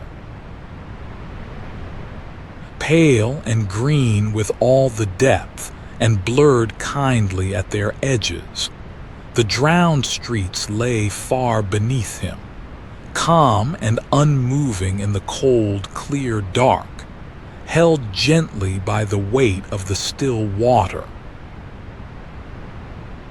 There were the round tops of the domes, soft and pale, rising from the deep the way hills rise out of an early mist. There were the white lines of the walls, laid out in quiet squares below, the shapes of the gardens between them, and the long straight line of a street that no one walked. And there, standing tall and calm among them all, was the bell tower, straight and unbroken, reaching up through the fathoms toward the surface, its bells hanging small and dim and silent in the dark near its top. Nothing down there stirred. Nothing down there hurried. The city rested on the bed of the lake the way, A stone rests in the palm of a hand, settled and at ease, and holding its own good shape without effort in the cold, clear dark.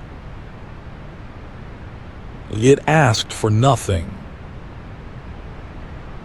It was not waiting to rise, and it was not sorry to be down there in the quiet. It was only kept and calm and whole exactly where it belonged, a small white city folded into the deep and left to sleep, hundreds of soft years deep in the still water. The water was clear. The city is safe below.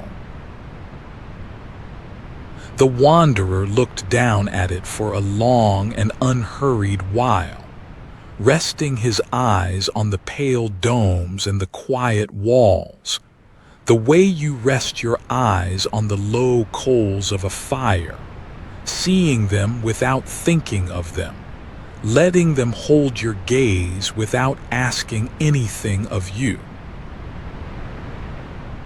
The soft rain touched the surface above the sunken city, and the slow rings spread out over it and blurred the pale shapes below, and then cleared, and there they were again, calm and dim and whole. He thought in a slow and driftless way of the streets down there in the dark, of the quiet squares and the closed doors, and the gardens holding their shape under the water, of the little houses, each one kept whole and safe and cool in the deep, of the wide, unhurried peace of a whole city laid down to rest, all its work long finished, all its evenings long since come, keeping nothing but its own soft shape and its own deep quiet, far down beneath the smooth, dark surface of the lake. And the more he looked, the softer it all grew. The pale domes blurred gently into the dark. The white walls grew dim and dimmer and let go of being seen. His eyes went soft and softer, and the deep city slipped away below them into the calm green dark, not lost, only no longer needing to be looked at. The water was smooth again above it. The moon lay on the water, and the wanderer let his gaze rise slowly back to the surface, to the pale road of the moon, and the soft rain, and the wide and quiet lake, holding it all so gently in the dark. The bells of the sunken city rang very rarely, and very softly, and only on the stillest nights, and this was such a night. The sound did not come sudden, or sharp or clear. It came up slowly through all the deep water, the way warmth comes up through a heavy blanket, rounded and muffled, and worn down soft by every fathom it had passed on the long way up. By the time it reached the surface, and the cool air and the wanderer sitting quiet at the end of the jetty, it was hardly a sound at all. It was closer to the feeling of a sound, remembered from somewhere warm. It was not a call. It was not a warning of anything, and there was nothing in it that meant anyone should stir. It was closer to the sound a house makes when everyone inside it has gone to sleep, and is warm and is content. A low and settled note that means only that all is well, and all is finished, and nothing more is needed tonight. The wanderer breathed with it. A bell would sound, so faint that it was almost only felt, low in the chest, and then a long and open quiet, and then another, slower still. The lake is still. The bells are far below. There was all the time in the world between one soft note and the next, and he rested in that time, in the wide space the bells left around themselves. The rain falls softly on the lake. The rings spread and faded. The mist had begun, very slowly, to lift off the far water in low, pale ropes and lie along the surface and soften the edges of the night. And still, now and then, the faint round note rose up from far below and opened out over the water and thinned and was gone into the quiet. He thought of the bells themselves, down there in the deep. Old bells and heavy, and green with the long years of the water, hanging still and patient in the drowned tower, in the cold, clear dark.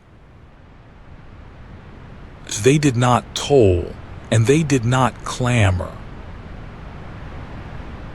They only sounded once softly, when the deep water stirred them, or when the old hands below drew gently on the ropes, and then they hung quiet again, in no hurry at all, waiting for the next long, still while to pass before they sounded once more.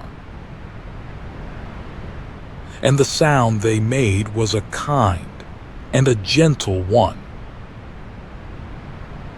It came up soft through the fathoms, and out across the smooth, dark lake, and over the reeds and over the shore, and it laid itself down over everything like a low and easy hush. It was the sound of a thing kept safe, ringing softly to say so. It was the sound of a whole city sleeping, and glad to sleep, letting one slow note rise now, and then to tell the quiet night that all below was well. The water was still. The mist lay soft on the lake. The wanderer let the bells come to him however they would, and let them go again, and did not reach after them.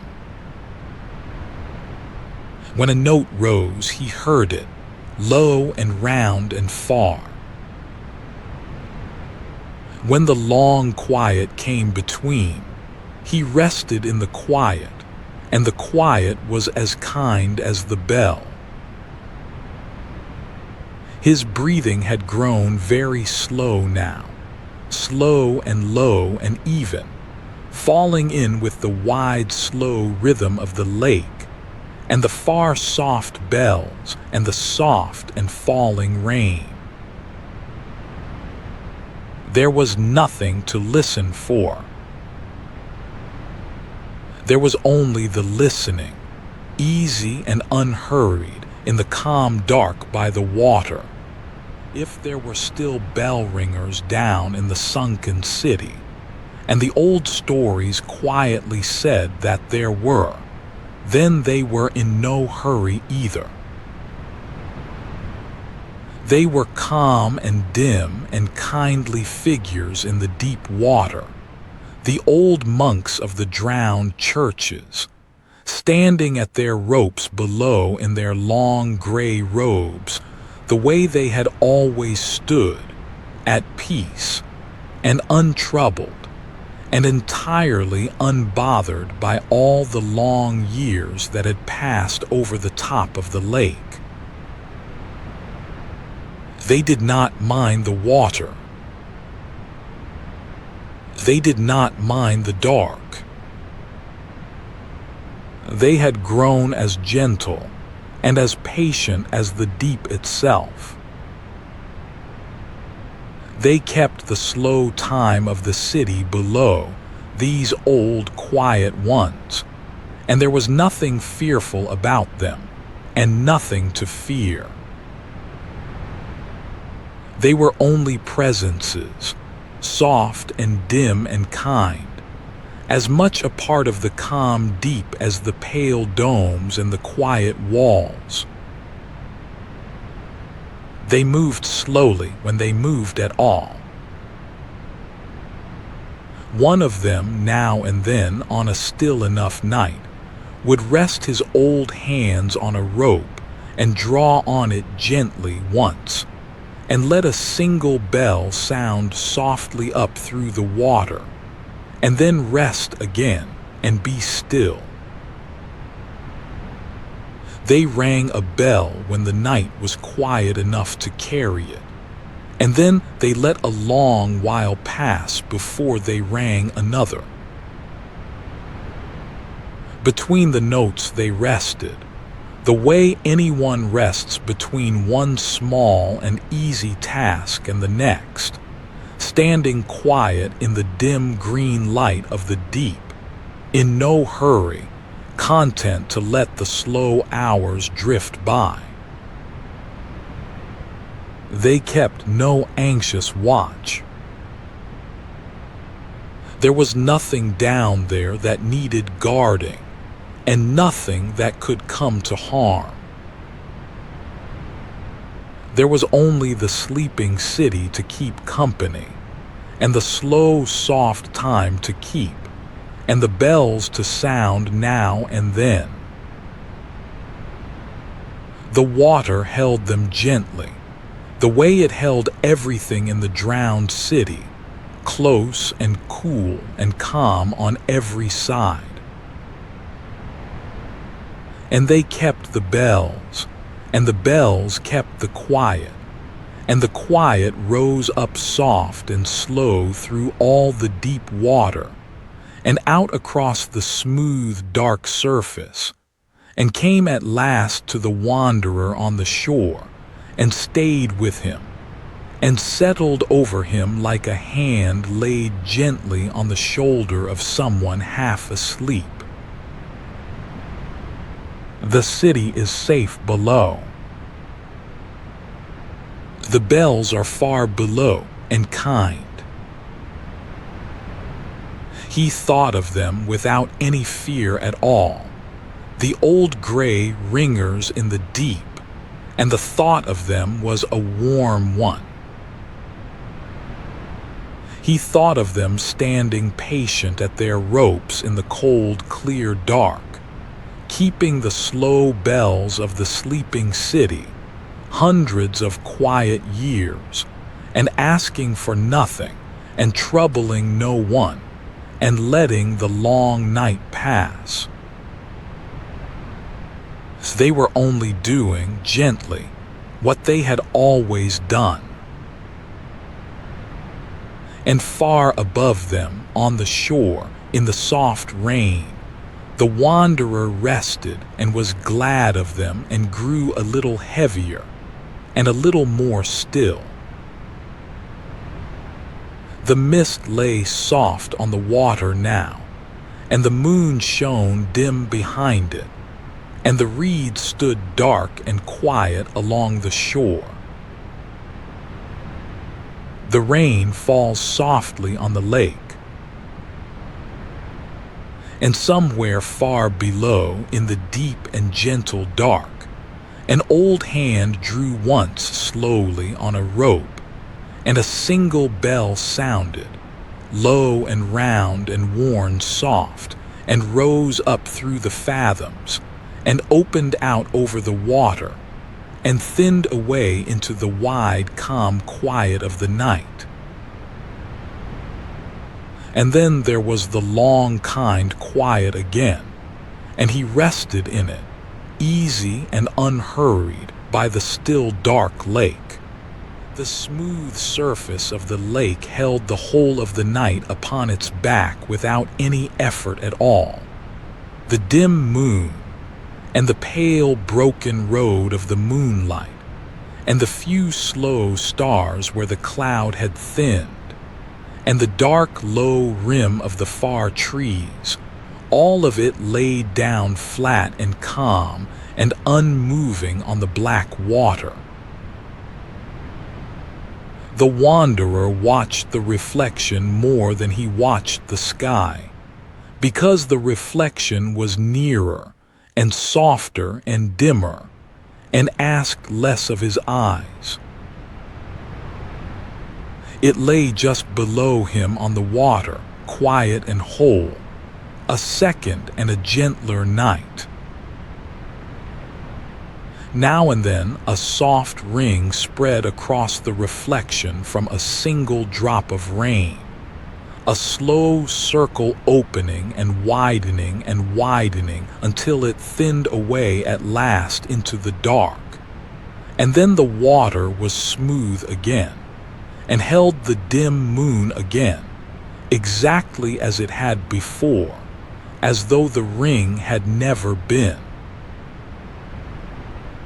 The water was still. The moon is on the lake. Each ring came and opened and vanished, unhurried and complete, and the stillness that closed over it afterward seemed a little deeper than the stillness that had been there before.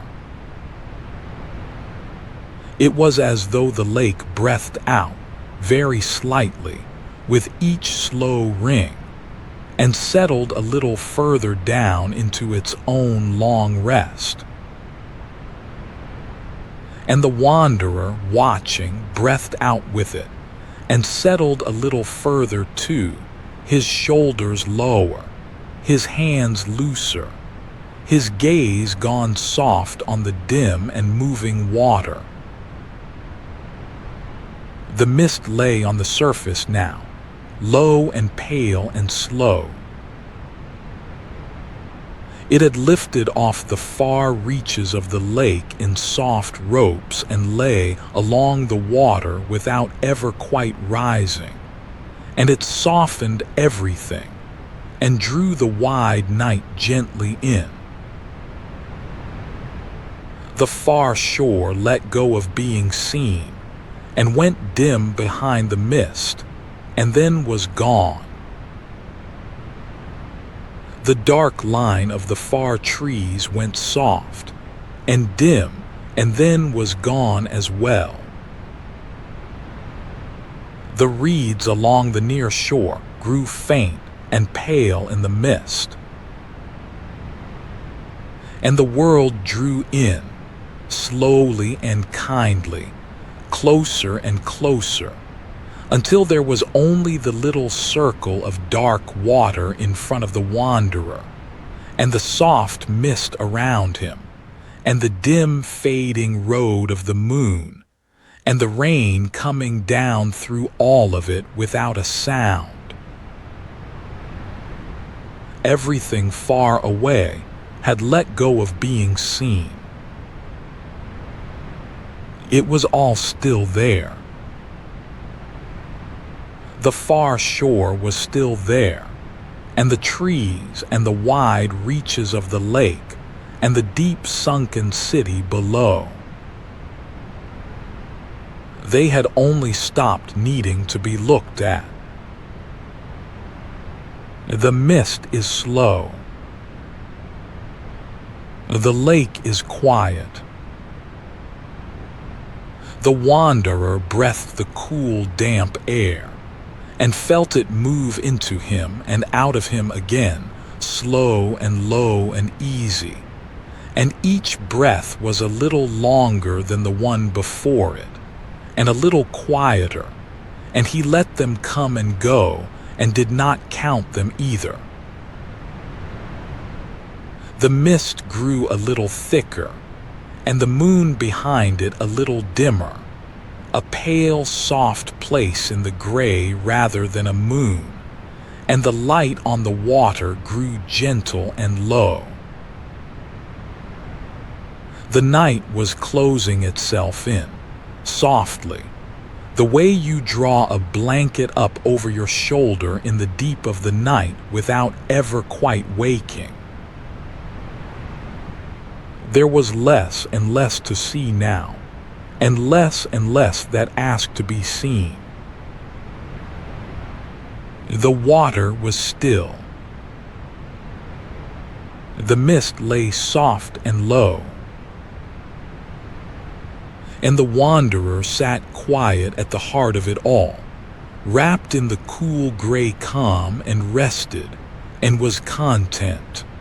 Below the mist and the moonlit surface, and the long dark fathoms of the still water, the white city went on sleeping, as it had slept for hundreds of years, and would sleep for hundreds more. Its walls stood quiet in the deep. Its gardens held their shape in the cold, clear dark. Its doors were closed against nothing at all, only closed, the way doors are closed at night over a house full of sleepers. No wind reached down there. No trouble reached down there. The long, slow years passed over the top of the lake and did not touch the calm bottom at all. The city neither aged, nor waited, nor wished to be anywhere else than where it was. It was exactly where it belonged, kept safe and whole by the calm, dark weight of the water, and it rested and asked for nothing. The water is deep. The city is still. There was nothing down there to save, and nothing to fear, and nothing left undone. And so everything rested, all of it. The walls and the domes and the gardens and the old gray ringers at their ropes. And far above them on the shore, the wanderer rested too, in the same slow calm. The bells came slower now. The long quiets between them stretched longer and longer, and each note, when at last it rose, was fainter than the one before, and rounder, and further away, until they were less like bells than like the soft idea of bells, remembered from somewhere warm and long ago. He had stopped counting them. He had stopped without noticing, doing anything at all but sit quiet at the end of the old jetty, with the mist around him and the deep water below. He felt the whole great gentle weight of the water settle him, the way still water settles everything it holds, downward and slow and complete. His shoulders were loose. His hands lay open. His breath came slow and low and far apart. There was one more faint bell, a long way down, and then a long and open quiet, and the quiet was wide and soft and had no edges anywhere. The mist lay on the water. The moon had moved a little, and its pale road had grown dim, and the slow stars turned above it all without a sound.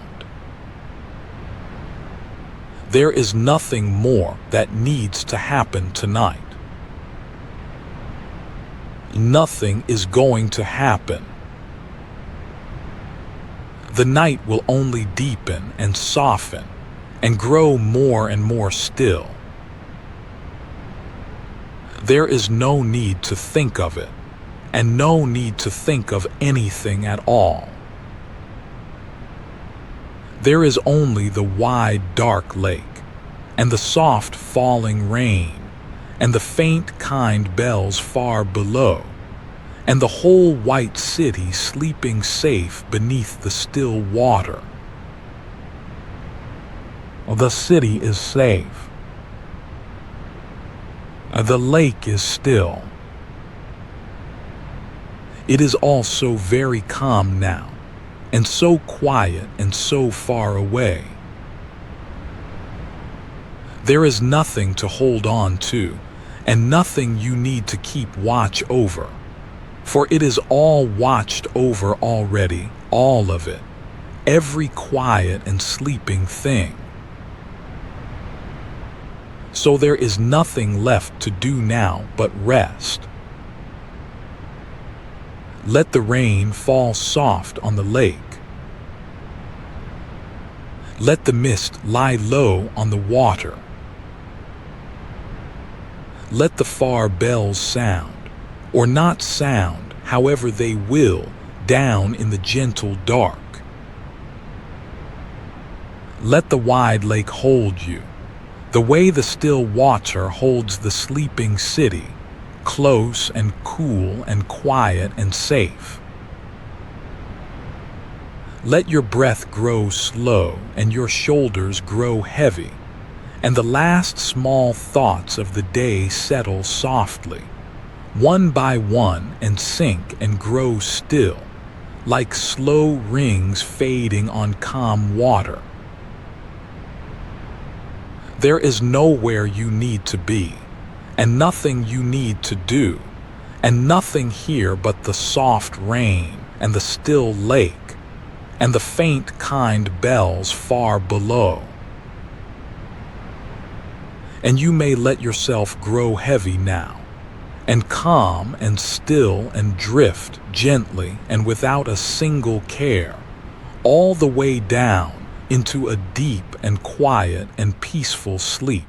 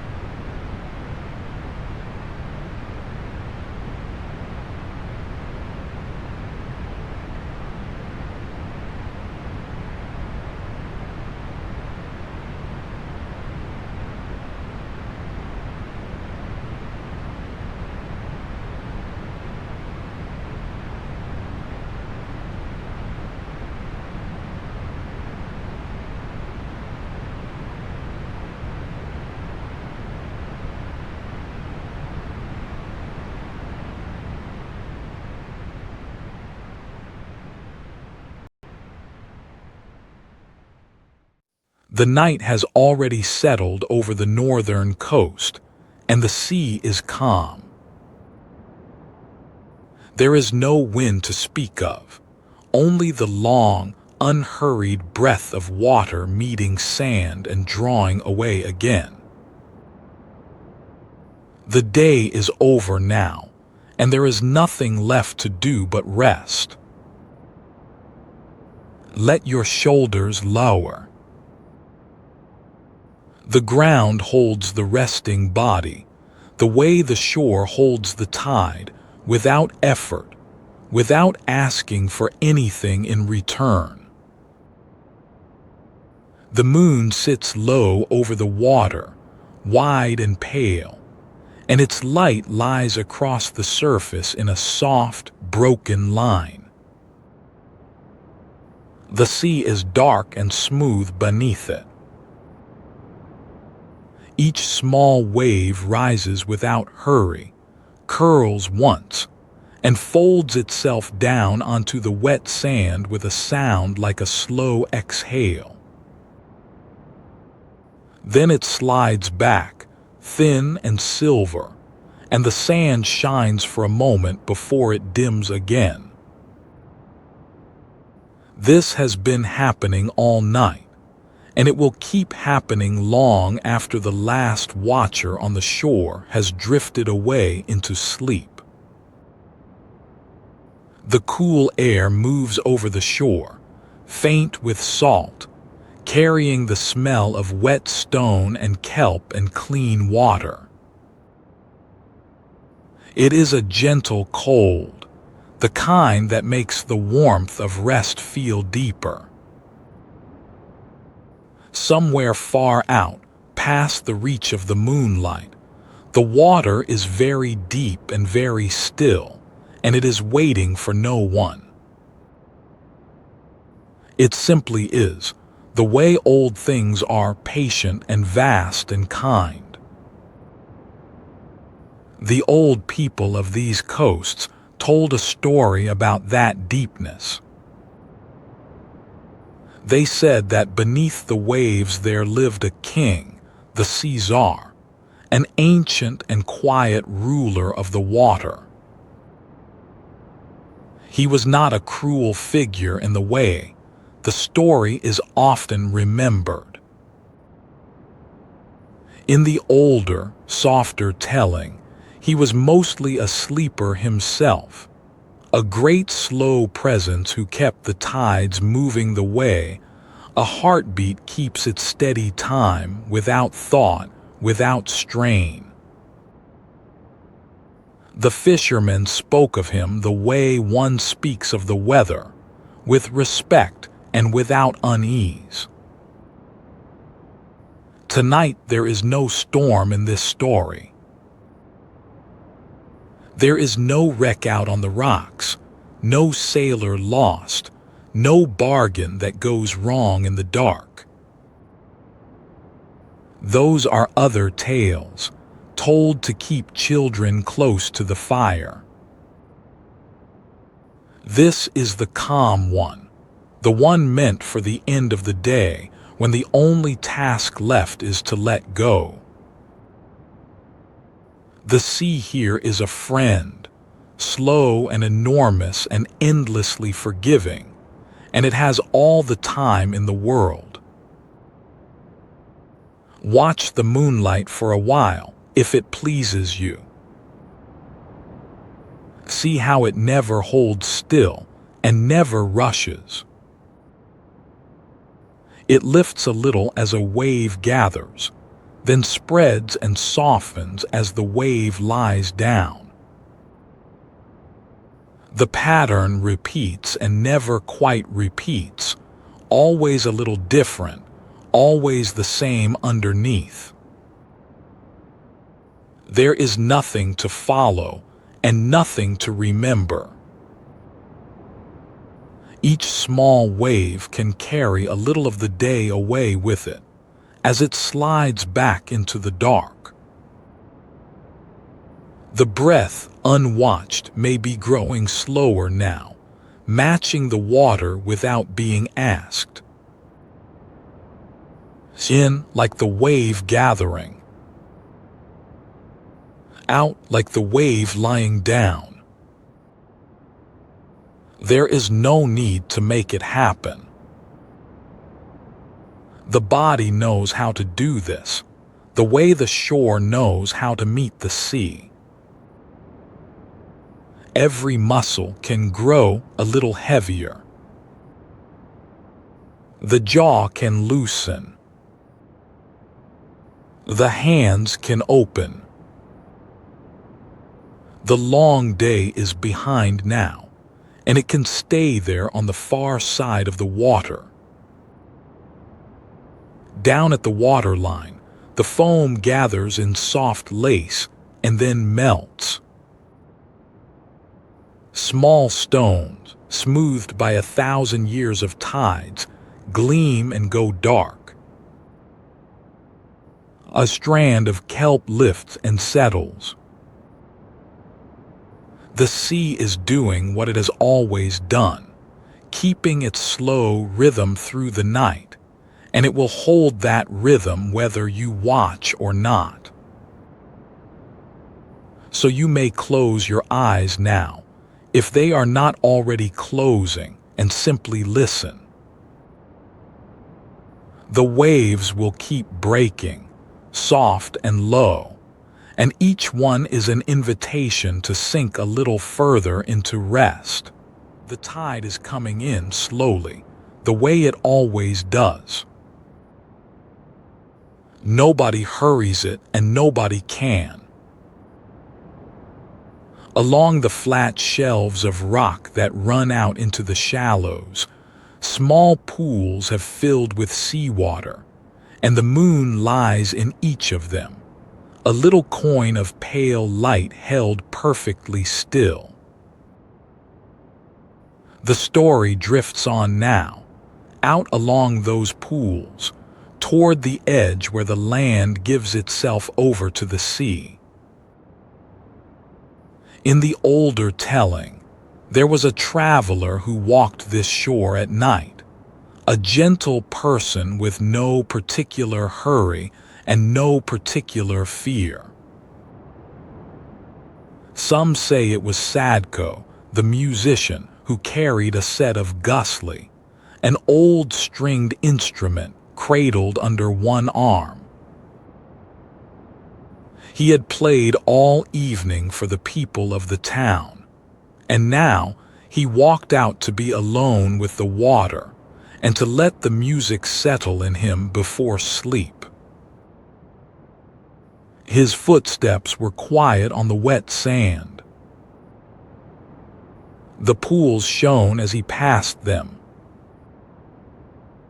The kelp lay in long, dark ribbons in the shallows, lifting and swaying with each gentle surge, and the water was so clear that he could see the pale sand beneath it, marked with the soft ripples the tide had drawn.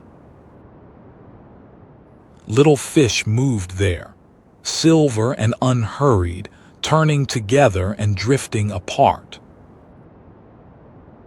A crab, small and patient, crossed one pool and vanished under a fringe of weed. Everything moved slowly. Nothing was afraid. The night was wide and quiet, and the sea breathed in and out against the rocks. The traveler sat down at the edge of a broad pool and rested the gusli across his knees. He did not play yet.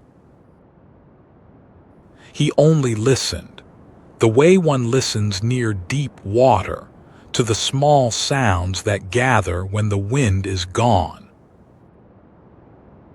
The faint tick of a wave settling among the stones. The soft suck and release as the tide moved through a channel in the rock. The distant, low sound of the open sea further out, more felt than heard, a long, soft breathing that never stopped. It is a good thing to listen like that, without waiting for anything. The mind, given nothing to chase, begins to slow. Thoughts come, and instead of following them, one can simply watch them drift off the way the little fish drift, turning and gone. There is nothing here that must be solved tonight. The tide will rise and it will fall again, and the rocks will be here in the morning, and none of it depends on being watched. Out beyond the shallows, the sea lay flat and dark to the edge of sight, and the moon laid a single pale road across it that went nowhere and asked to be followed by no one. Now and then the long swell of the open water reached the shore and lifted the kelp and set it down, and the pools brimmed and sank, and brimmed and sank, keeping the slow time of the deep. A single seabird stood on a far rock, folded and still, its head tucked beneath its wing. The stones held the day's faint warmth a little longer against the coming cool. Nothing on the whole shore moved quickly. The night had gathered everything into its slow patience. The water and the weed and the sleeping bird and the small pale moons in the pools, and it held them all without effort, the way deep water holds whatever is given to it. The water rose a hand's width up the rock while he sat, so gently that he did not notice the moment it happened. The pools joined the sea again, one by one, their still moons dissolving into the wider dark water.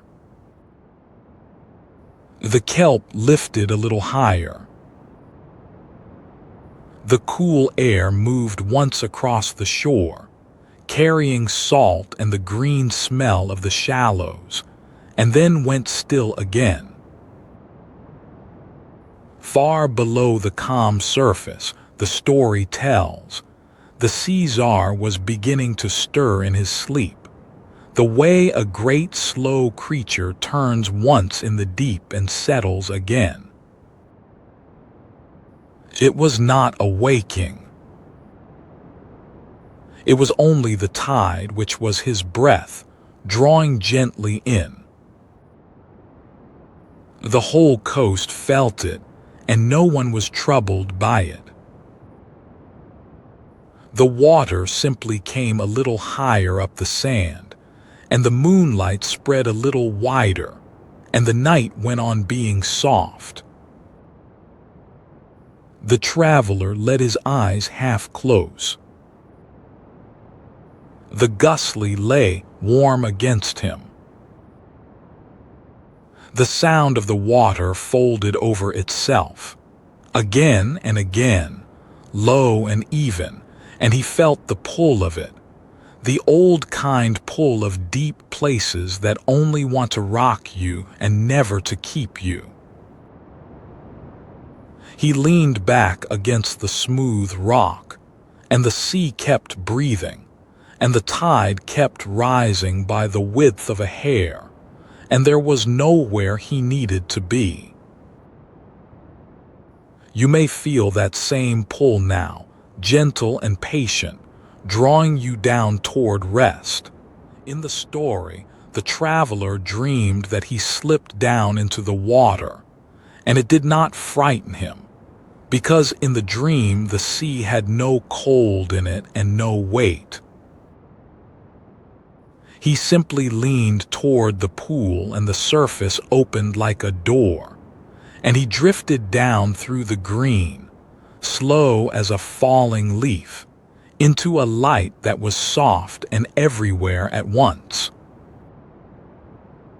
The water near the surface was pale and full of moon, threaded with thin, bright lines that swayed as the small waves passed overhead.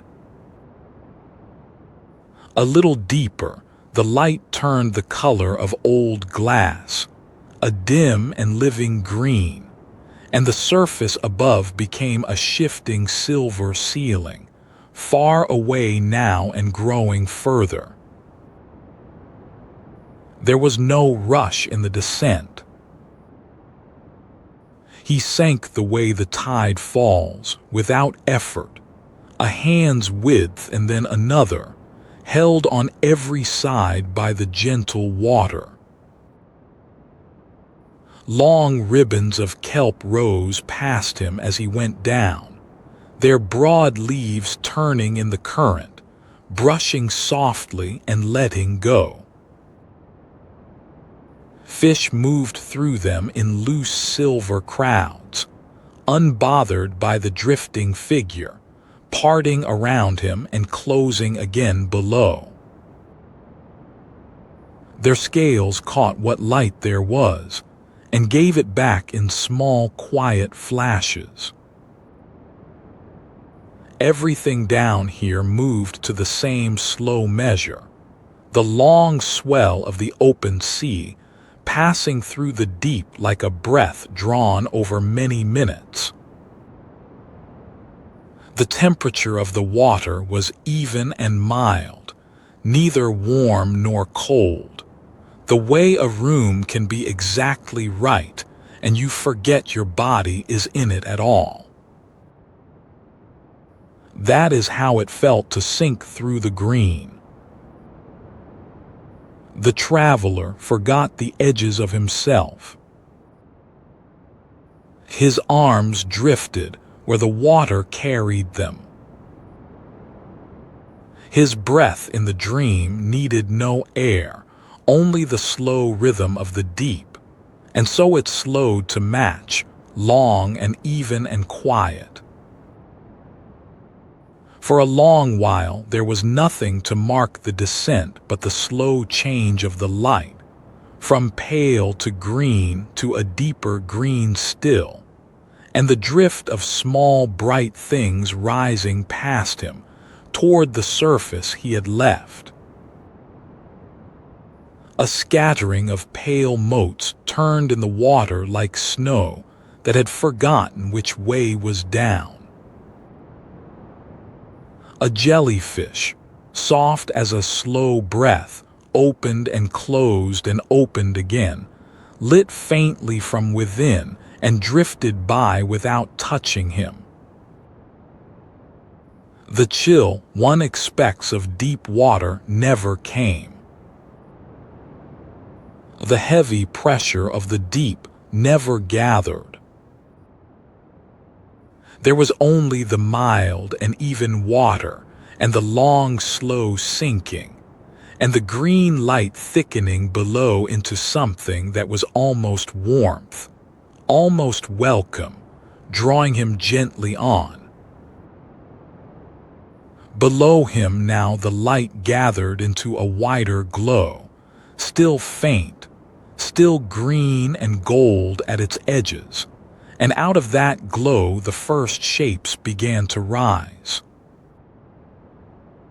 Tall, pale columns, far apart, taller than the trees of any forest, lifted from the seafloor and vanished up into the dim water above. They were not sharp or made by any hand he knew. They looked grown rather than built, smoothed by ages of slow current, pale as bone and pearl, standing in long, quiet rows that faded into the green distance on every side. It was the outer edge of the Sea-Tsar's country, the story says, the place where the open deep gave way to the halls of the sleeping king. There were no gates and no guards.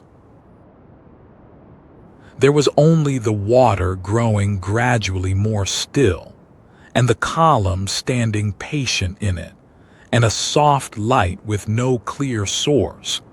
The way the light of a snowfall has no source and simply fills the air.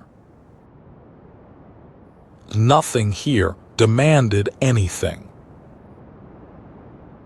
A traveler could pass among the pale pillars and be neither welcomed nor turned away, only carried gently onward by the current.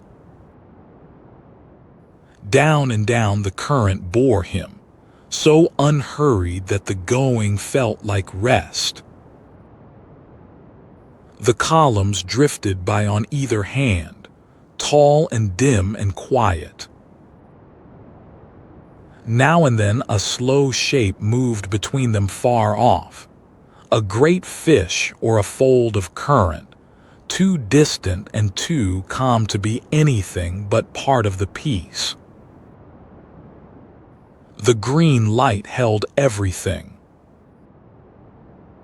The long swell breathed through the deep, and the traveler sank on toward the heart of that country the way one sinks, at the end of a long day, toward the bottom of sleep, where the water is warm and dark and completely still. The hall of the Sea-Tsar lay at the bottom of the calm, and it was the most restful place in all the deep. There were no walls to it, or none that could be seen. It was simply a wide floor of fine pale sand, smooth and rippled by the slow current, and over it stood the great pearl pillars in their long rows, glowing faintly from within, and above it hung the dim green dark that was the whole weight of the sea, holding everything softly down.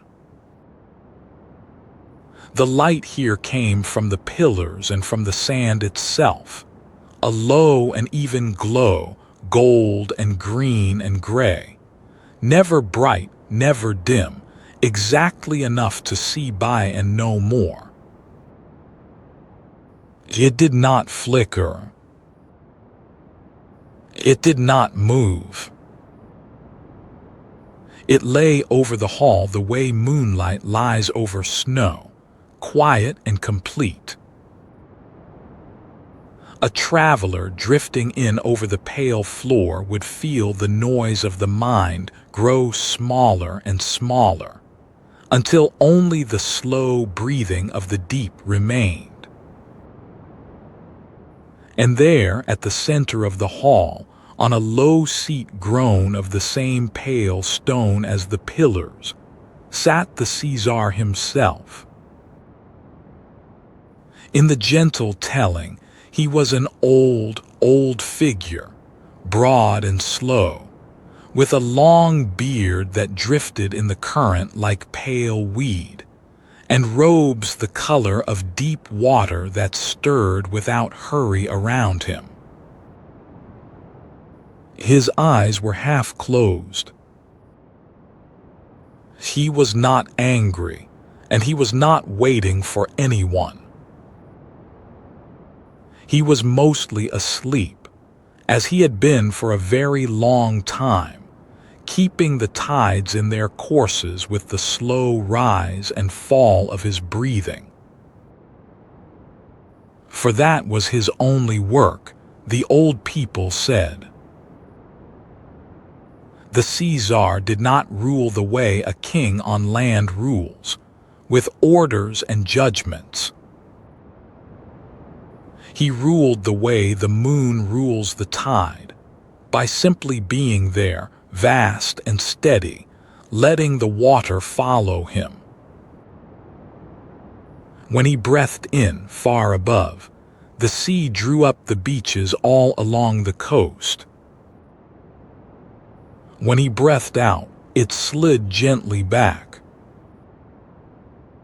He had done this through more nights than there are grains in the pale sand, and he would do it through more nights still, and none of it cost him any effort at all.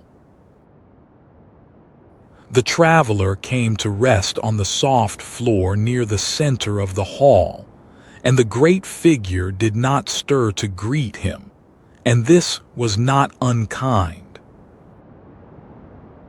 It was the deepest kind of welcome, the kind that asks nothing. He could stay or drift on. He could rest here on the pale sand under the glowing pillars for as long as the dream allowed. Nothing would be required of him.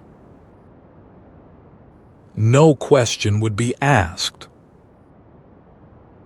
The Sea-Tsar breathed his slow breath, and the tide answered far above, and the light lay even over everything.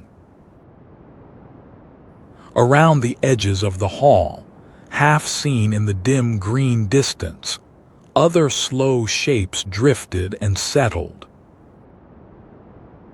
Great calm fish turned in wide circles and grew still. Ribbons of weed rose and lay down again. The daughters of the sea, the story sometimes says, moved somewhere out among the far pillars, their pale forms drifting like slow smoke, humming a low sound too soft to be called a song, more like the sea remembering a song it once knew. It did not carry words. It only rose and fell, and folded into the breathing of the deep. Here at the bottom of the calm, there was nothing to fear and nothing to do. The traveler lay on the fine sand and felt the great slow presence of the sleeping king near him, steady as a shore, and the low glow held him, and the weight of the whole sea pressed down on him as softly as a heavy blanket. His thoughts, what few remained, drifted off among the pillars and did not come back. The music of the far pale figures rose and fell. And the deep went on breathing, patient and enormous, rocking the whole quiet country gently in the dark. After a long while in the dream, the traveler remembered the gusli that lay across his knees, and he began, very softly, to play. He did not play to wake the king, or to ask for anything, or to be heard at all. He played the way one hums at the end of the day, only to let the last of the music out before sleep. His fingers moved slowly over the old strings, and the notes drifted from them into the water and hung there, round and soft, before fading into the breathing of the deep. Underwater, the sound did not carry the way it does in air. It moved slower and lower, and it seemed to come from everywhere at once, a gentle trembling in the water itself. Each note spread out in a wide, patient ring and grew fainter and gave way to the next. There was no tune to hold on to, only a slow rising and falling, a few soft notes and then a rest, and then a few more, matched to the long breath of the sea. It was the kind of music that asks nothing of the one who hears it, that only smooths the way toward rest. The little fish came to the sound. They gathered out of the dim green in loose silver crowds, drawn not by hunger and not by fear, but by the gentle trembling of the water, and they drifted around the player in slow turning rings. Some of them carried a faint light of their own, pale blue and green, small drifting lanterns that rose and sank with the music, so that the dark water near the player filled with soft moving points of light, turning without hurry, going where the slow notes led them. The notes moved outward in slow rings and passed among the pale pillars, and the pillars seemed to hold them a moment and let them go, so that the music lingered in the great hall long after each note was played. It gathered in the high, dim spaces overhead and came down again softened, folded into itself, until the water all through the hall was faintly humming, low and warm, a sound with no edges. The fine sand stirred in small, slow patterns beneath it.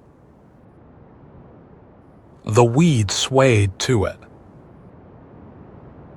Even the far daughters of the sea seemed to still their own low humming to listen, so that for a time the only sound in all that country was the gusly, drifting and patient, and the long breath of the deep beneath it, the two of them winding slowly together like two currents meeting and becoming one.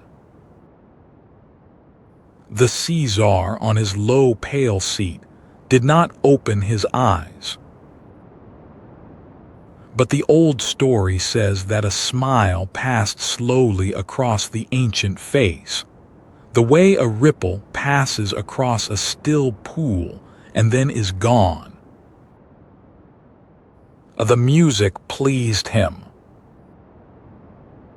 It was the sound of a small, kind thing at rest in a great, calm place, and it folded into his long sleep as gently as a stream folds into the sea. His breathing did not change. The tide rose and fell far above exactly as before. But the whole hall seemed to soften a little further, the glow to steady, the current to ease, as though the deep itself were listening and growing calm. The pale figures out among the far pillars took up the low sound and carried it, humming it back through the dim water, so that the gusly and the sea seemed to be playing to one another, slow and soft, across the wide floor of pale sand. The notes and the humming and the long breath of the deep all moved together now, one gentle rhythm, and the drifting lantern fish turned in it, and the weeds swayed in it, and there was no edge any more between the music and the water and the sleep. The traveler played more and more slowly, and the rests between the notes grew longer, and in those rests there was only the vast, soft breathing of the sea. His hands grew heavy on the strings.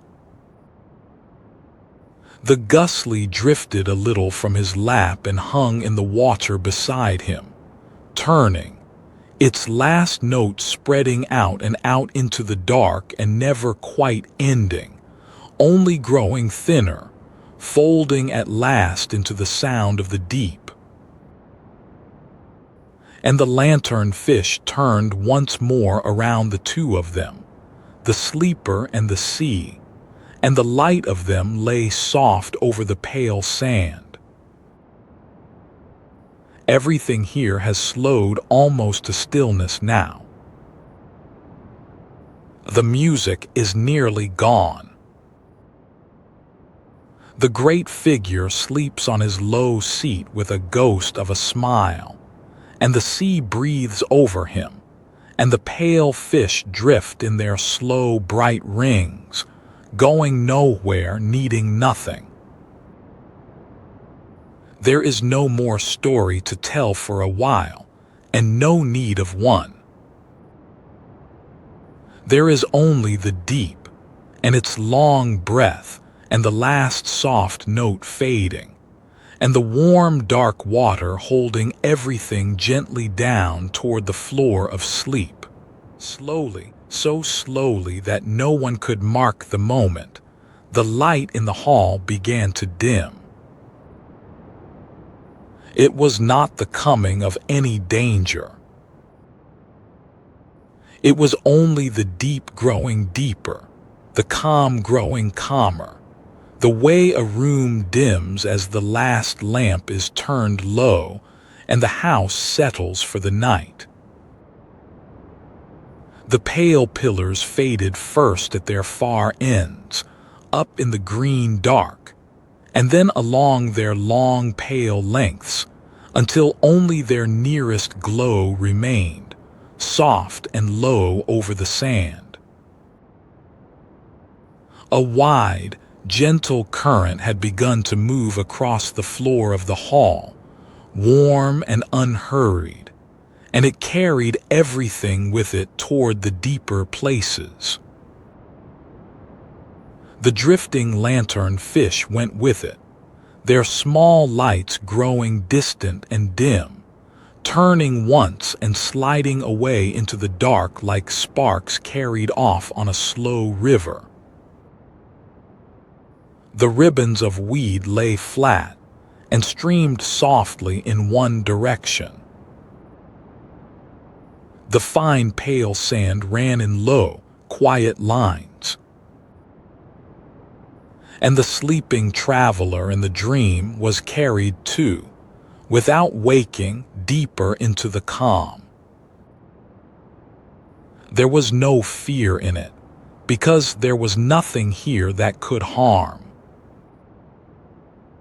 The current was only the sea gathering everything gently inward, the way sleep gathers the body inward at the end of the day, loosening the hands, letting the head grow heavy, drawing the mind down past its last thoughts into the dark where it rests.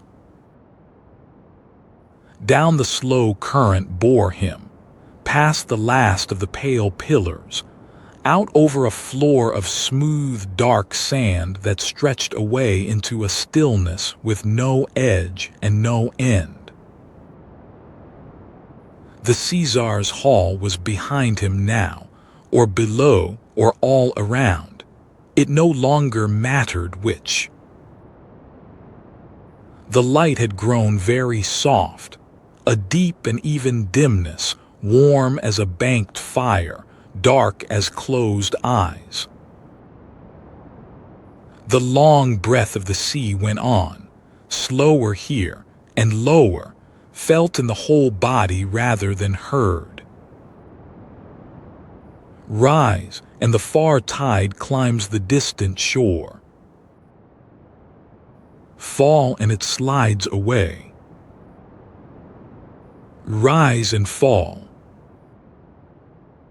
There was nothing else, and nothing else was needed. The traveler settled at last onto the dark sand of the deep floor, and the warm current lay him down and moved on, and he did not stir.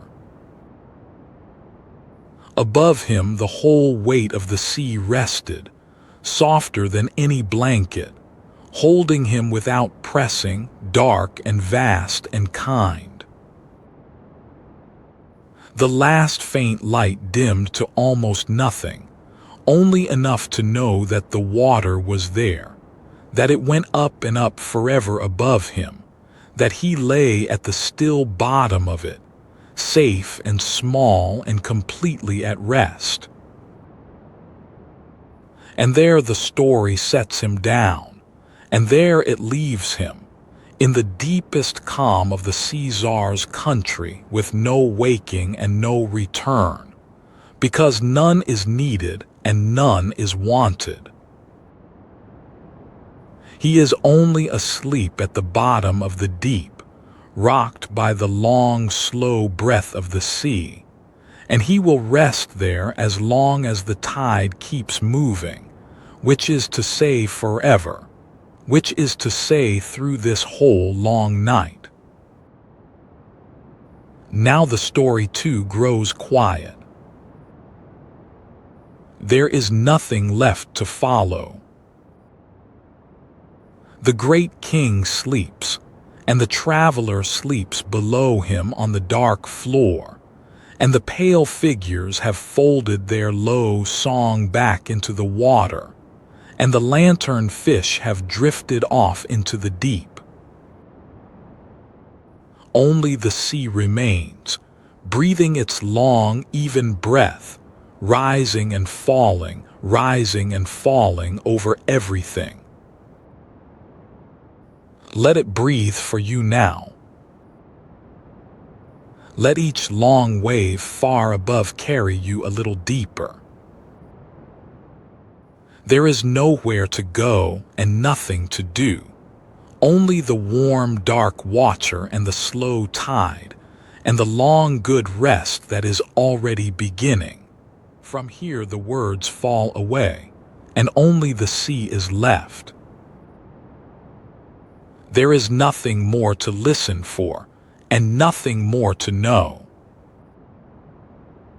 The long waves are breaking somewhere far above, gentle and low, one after another, each one folding down and sliding back, and beyond them the distant surf keeps its soft and endless sound, the breathing of the deep that never stops and never hurries. Let it hold you now. Let it carry you the rest of the way down into sleep. Rest here as long as you like. The sea will keep breaking, soft and low, all through the night.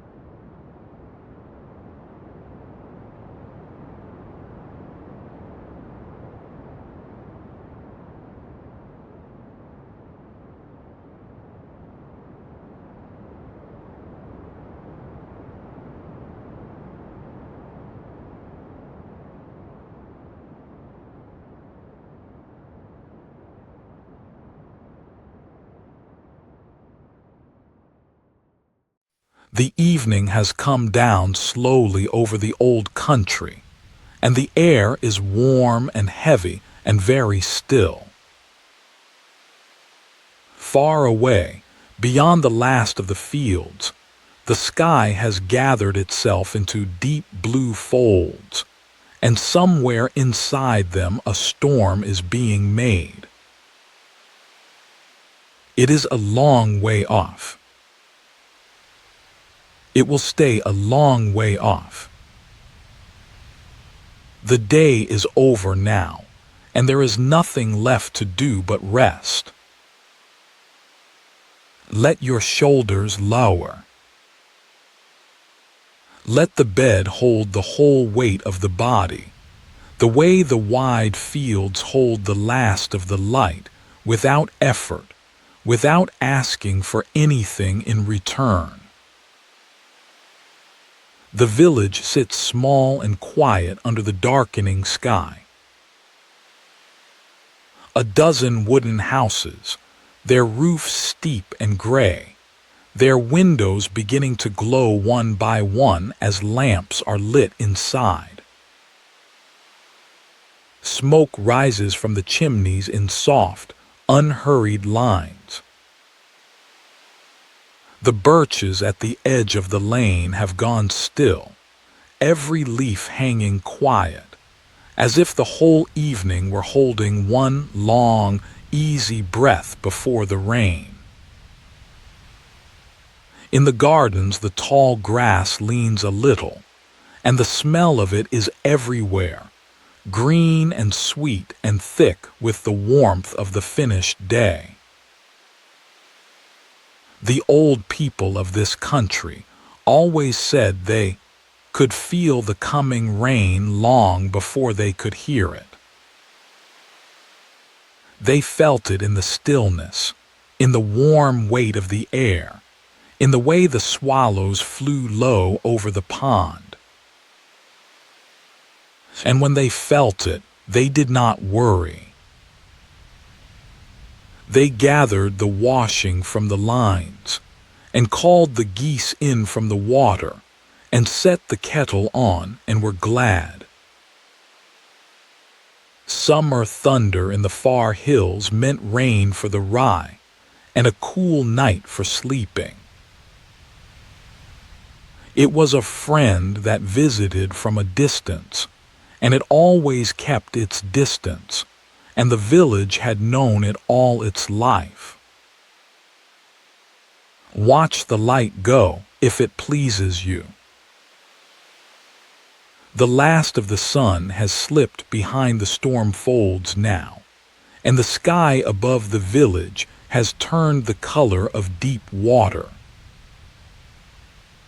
The first star is somewhere behind the clouds, keeping its place. Down the lane, a door closes softly. A dog turns 3 times in the dry dust under a porch and lies down with a long sigh. The village is folding itself up for the night, gently, in no hurry at all, the way it has folded itself up 10,000 times before. There is a house at the near end of the lane with a low fence and a rowan tree by the gate, and its one lit window is the warmest thing in all the blue evening. Inside that window is a small room, and inside that room is the rest of this story. The lamp there is already burning low and gold. The fire in the stove has been banked to a deep, patient glow. Whoever lives there has done everything a day could ask, and nothing more is asked, and the room is simply waiting now, soft and ready, for the rain to begin. Far off at the very edge of hearing, the sky clears its throat. It is a low sound, round and gentle, more felt than heard, like a cart rolling over a wooden bridge many miles away. It rolls once across the hills and settles back into silence. The stillness afterward is even softer than before. The breath unwatched may be growing slower now. In, like the warm air resting on the fields. Out, like the light leaving the sky. There is no need to make it happen. The body knows the way, and the evening is showing it, slow and blue and kind. The first drops came the way the first drops always come, one at a time, large and warm and unhurried. One tapped the rowan leaves by the gate. One found the dust of the lane and made a small dark star there. One landed on the shingles above the lit window, and then another, and then a soft handful together, and then the sound gathered itself and settled into that long, steady whisper that every sleeping village in the world knows by heart. The rain had arrived, and it meant to stay the night. It fell softly on the steep gray roofs, and each roof gave it a slightly different voice. On the shingles it was a light, quick patter, thousands of small fingertips. On the thatch of the old barn it was rounder and deeper, a hush more than a sound. In the leaves of the birches, it was a long, silky rustle that rose and fell as the rain leaned and eased. And in the rain barrel under the eaves it played its slow, hollow music, drop by drop, each note falling into the dark water and spreading out in rings that no one watched and no one needed to watch. Inside the small room, the sound of it came through the walls made gentle, the way all things are made gentle by a wall and a roof, and a lamp burning low. The window glass gathered the rain in fine beads that grew heavy and slid down in thin, bright lines.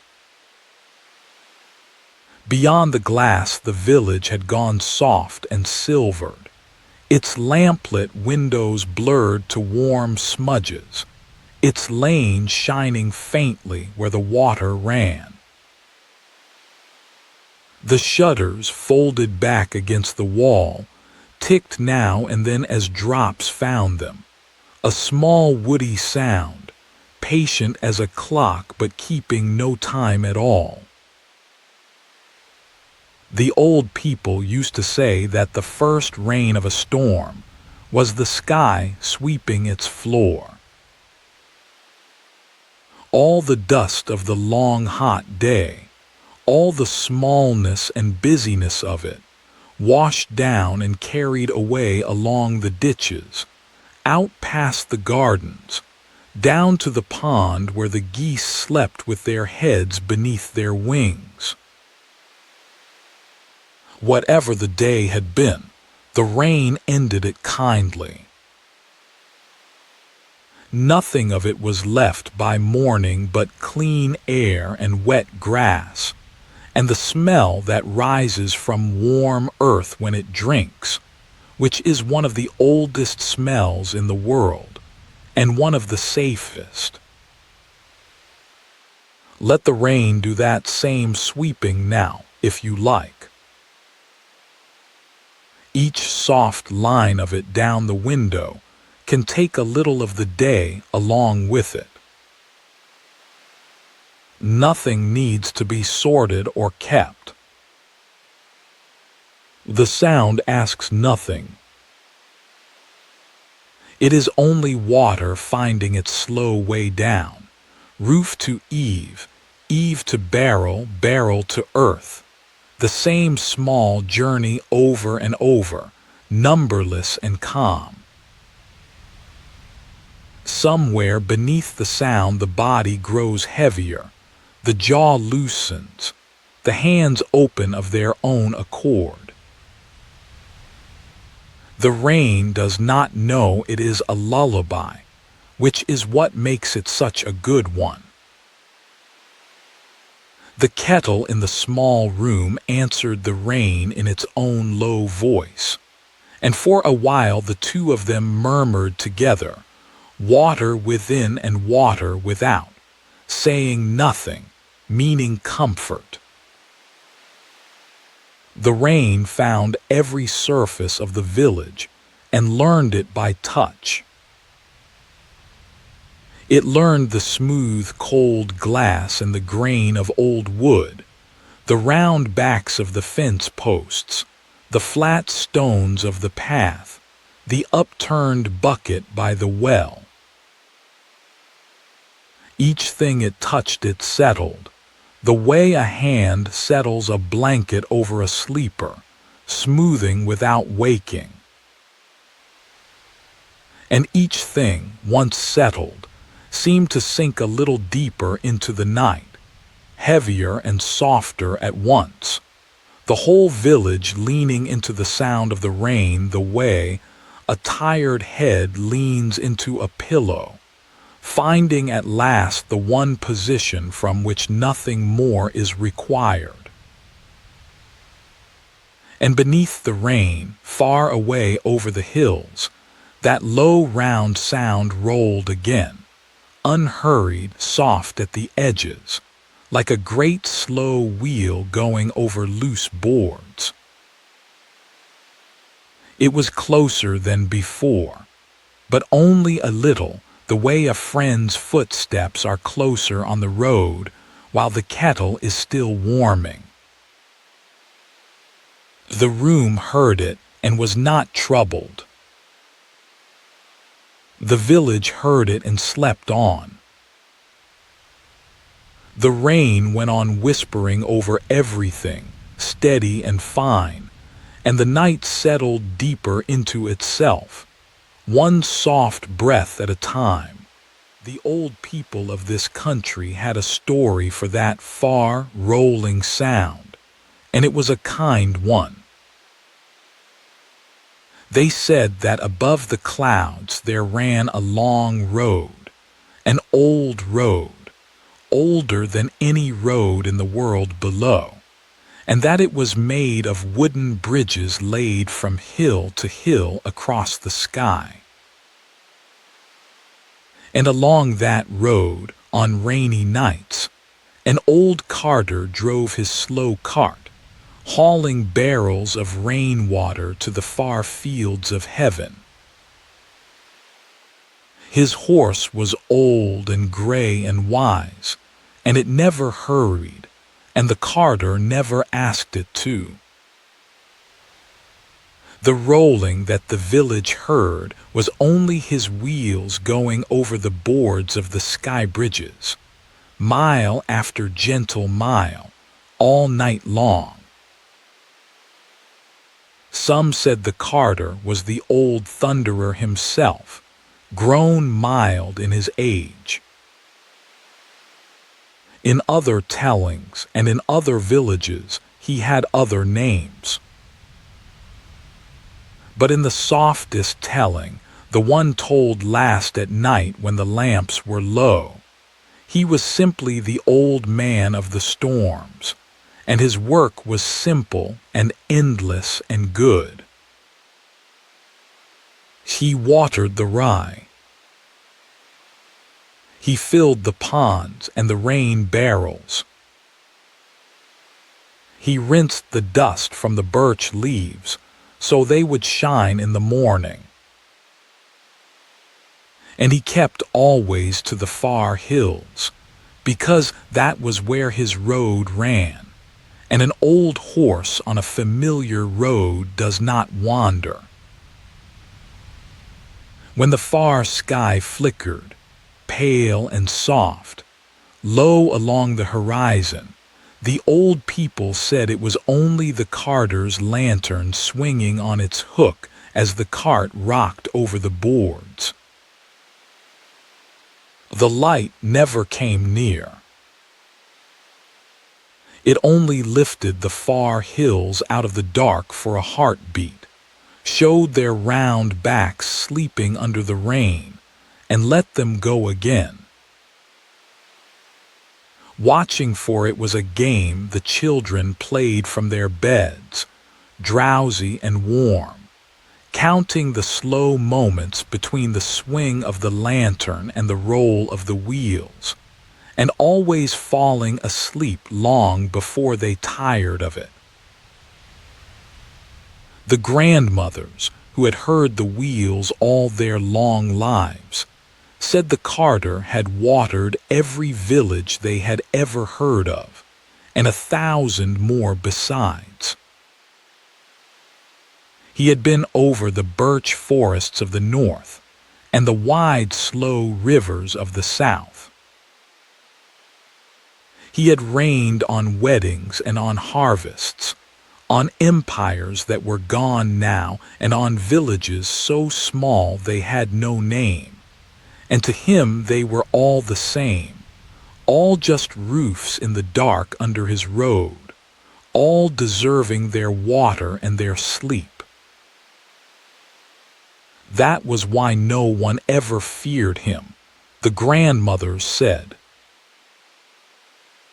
A worker so old, who had done his rounds so many thousand years, had long ago worn every sharpness off his work, the way a river wears a stone smooth.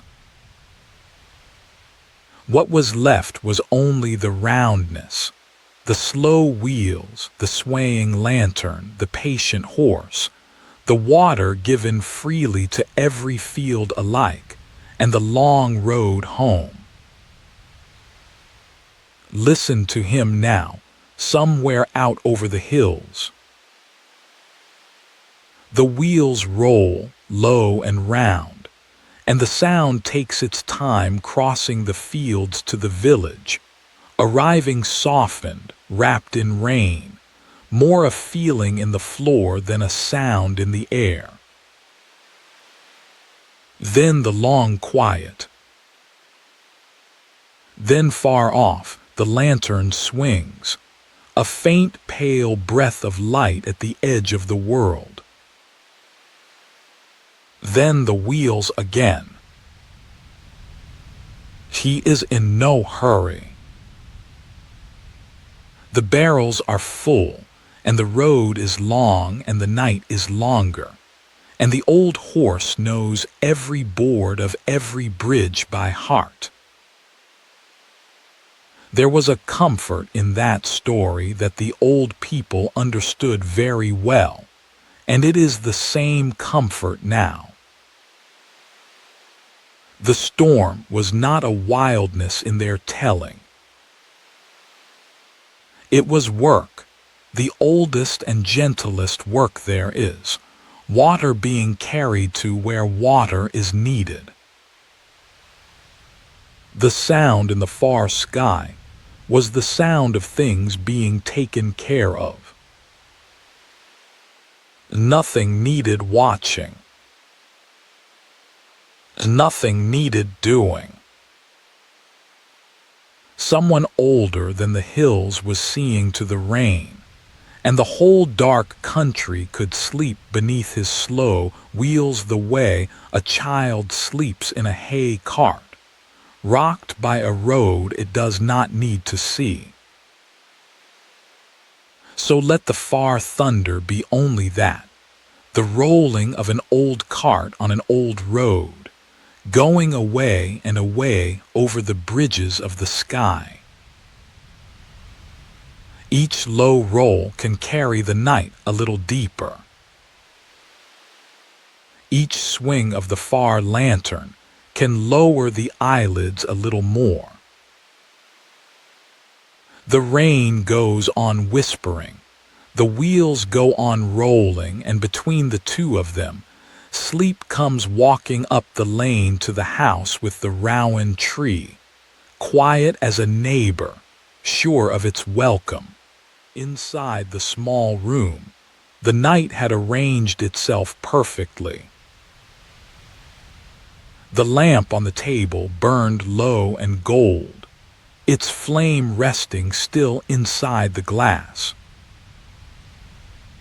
The stove in the corner held its banked fire behind a small iron door, and through the door's round holes the ember light lay in warm coins on the floorboards. On the stovetop the kettle stood just off the heat, murmuring to itself now and then, keeping its warmth the way a cat keeps its place on a cushion, out of habit, out of contentment, needing no reason. The room smelled of good things, with the day's work behind them.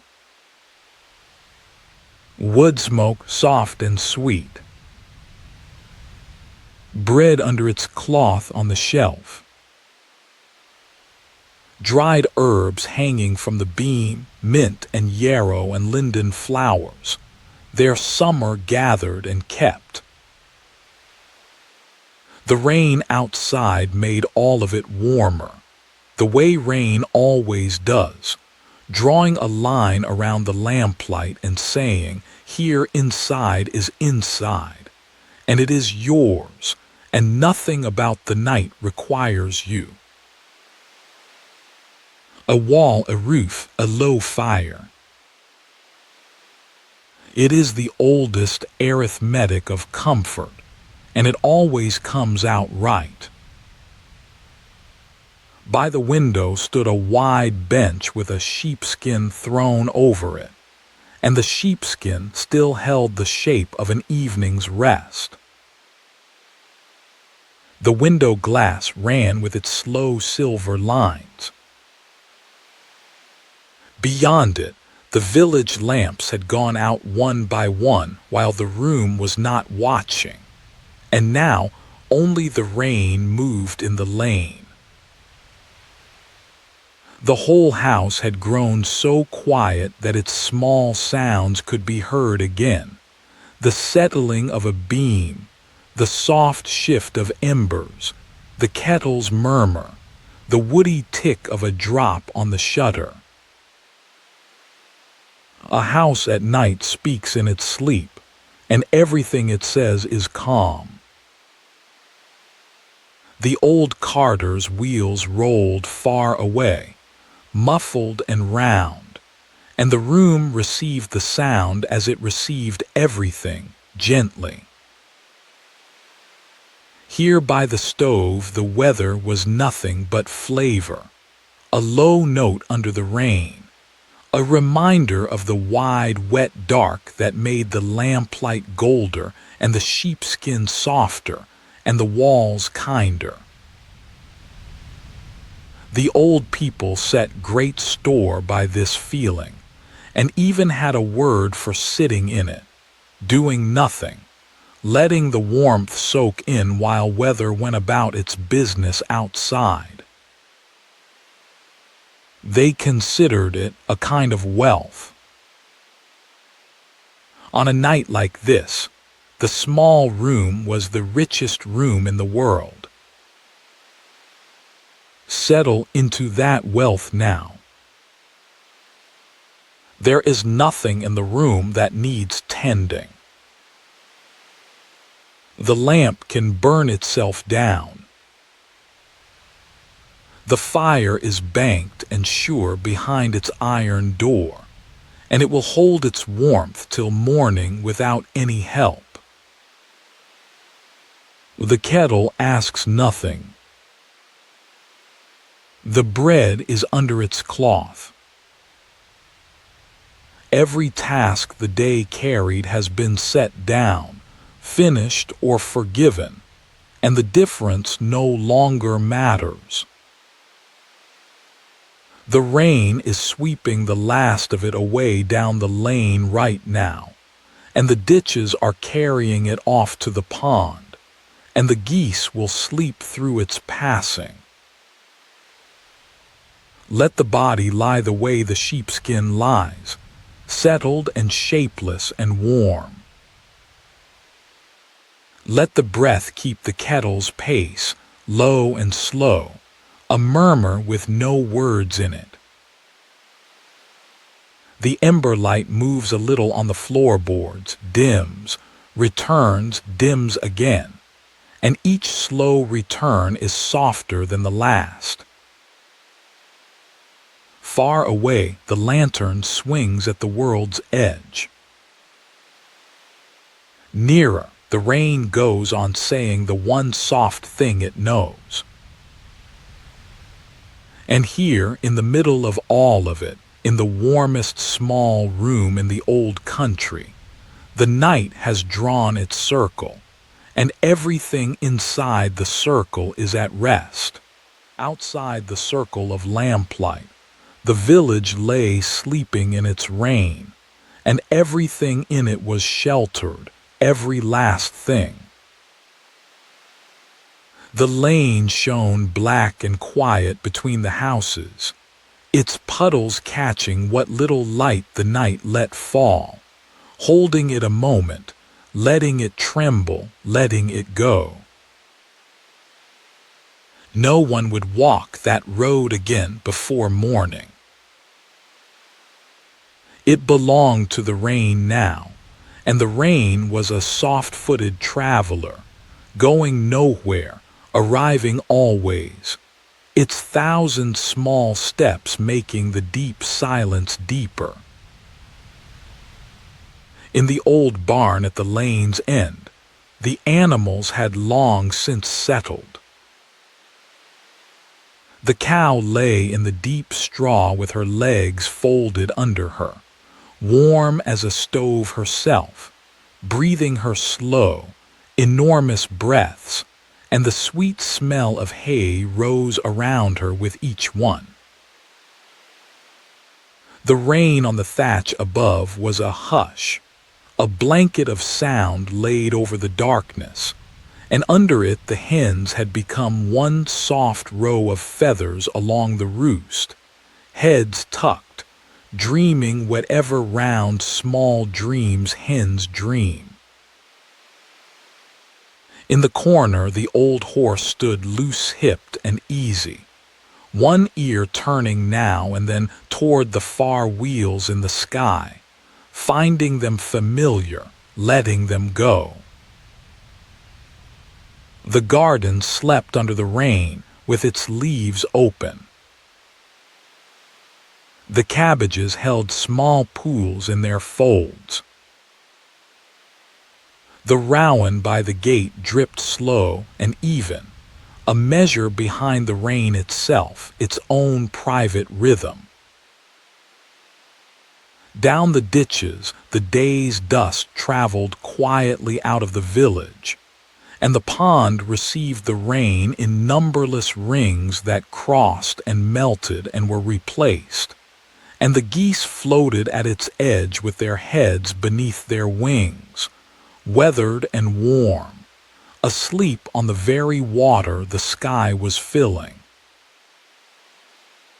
Past the barn, at the bottom of the lane, the old mill stood over its stream with its wheel at rest, and the swollen water slid beneath it, patient and dark, in no more hurry than anything else that night. In the beekeeper's garden, the hives stood in a row under their little wooden roofs, each one a sleeping town of its own, warm and murmuring somewhere far inside, dry to the last bee. The well in the square kept its small shingled hood over the deep still eye of its water. Even the road out of the village, where it climbed toward the hills and the far rolling wheels, lay easy under the rain, its ruts brimming quietly, its milestone dark and patient, keeping the distance to towns that no one would think of before morning. The old people used to walk the village in their minds like this, on rainy nights, lying warm in their beds. Roof by roof, they would go down the lane and think of every sheltered thing. The cow in her straw, the hens on their roost, the tools hung dry in the shed, the hay in the loft, the firewood stacked under the eaves, the boats drawn up on the pond bank, turned over, drumming softly. It was a kind of counting, older than counting sheep, and it never once reached the end of the lane, because somewhere among the roofs and the rain, the counter always fell asleep. Walk it now slowly, one warm roof at a time. The house with the rowan tree, lamp low, fire banked.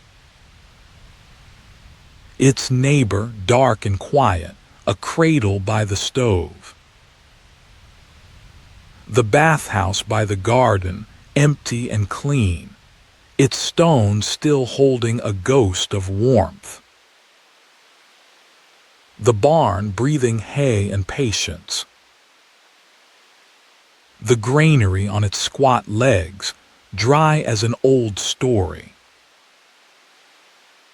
Over each of them the same rain, and under each of them the same sleep, and between the roofs only the soft gray rustle of water finding its old familiar ways down.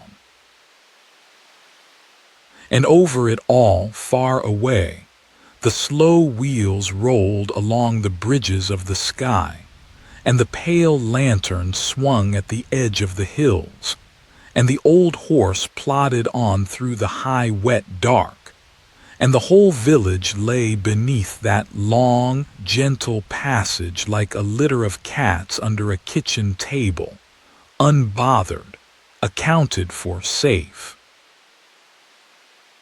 There is nothing more that needs to happen tonight. The rain has the lane, the straw has the cow, the warm dark has everything else, and the night goes on holding all of it, easily, the way still water holds the moon. Somewhere in the deep middle of the night, without any moment that could be pointed to, the storm began to walk on. The wheels in the sky rolled longer and lower and farther between, the way a cart sounds when the road has carried it past the last house and out into the open country. The far lantern swung less often and paler, until it was only a memory of light along the hills.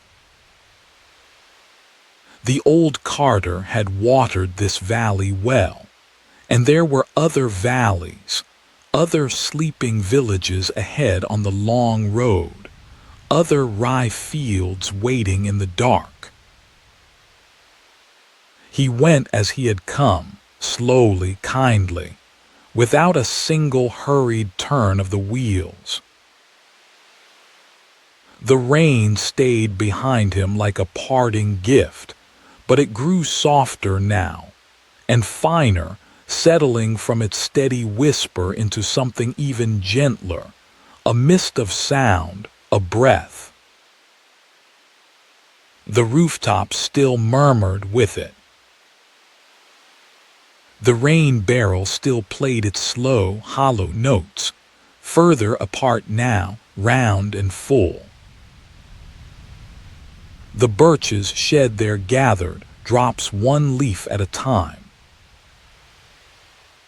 In the lane, the puddles smoothed themselves out and lay still, and a low mist rose off the warm, wet earth and moved among the fences with nowhere to be. The village slept through the leaving, as it had slept through the arriving. The cows' breaths came slow and huge in the straw. The geese floated in their own small weather of down and dreams.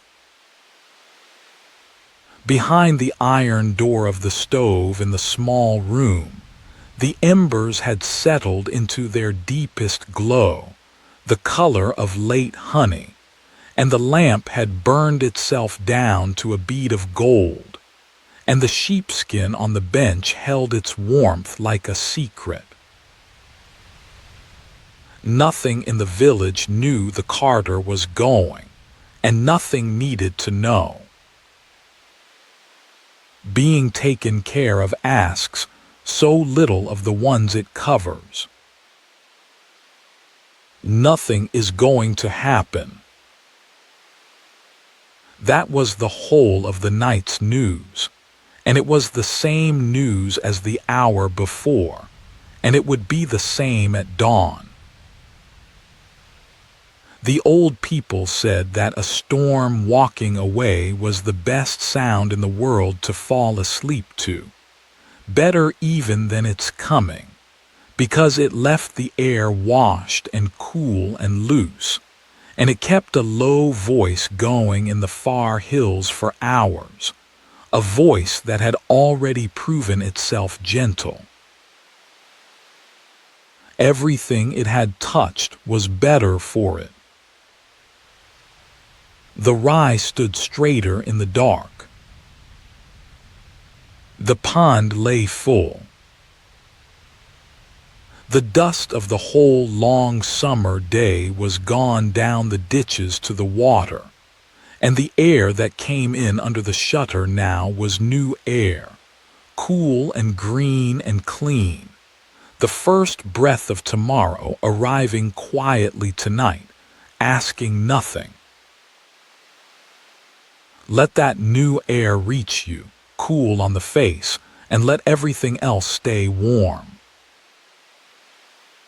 The far wheels roll again, so low now that hearing and feeling are the same thing, and the sound has nothing left in it but distance and goodness. It is the sound of work finished. The sound of a full pond and a watered field. The sound of an old horse that knows the way home in the dark, and of an old carter nodding on his seat, trusting the road, his lantern dimmed, his barrels empty and light. He will cross the last bridge somewhere past the edge of hearing, and the boards will give one more long, soft roll, and then the hills will have their silence back, and the rain will keep it for them. So there is nothing left to do now but rest. The story has walked the whole village and found every door shut and every creature warm, and it has watched the wheels away over the hills, and now it sits down at last by the banked stove and lets its own voice grow low. The rain goes on, fine and endless, saying the one soft thing it knows. The mist drifts in the lane. The embers keep their slow pulse behind the iron door.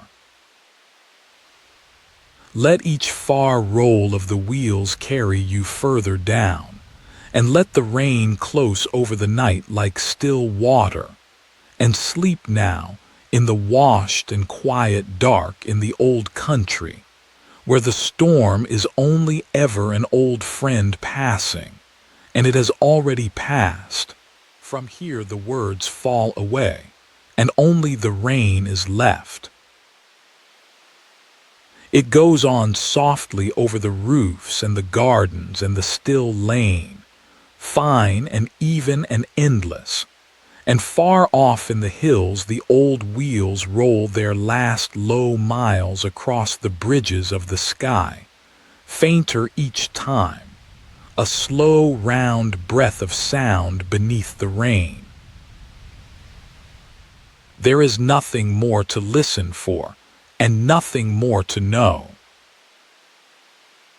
The village sleeps, the storm walks on, the night holds everything. Let the rain keep falling and the far thunder keep rolling, softer and softer, all through the night, and let them carry you the rest of the way down into sleep. Rest here as long as you like. The rain will not stop, and the wheels will not hurry, and the dark will stay warm till morning.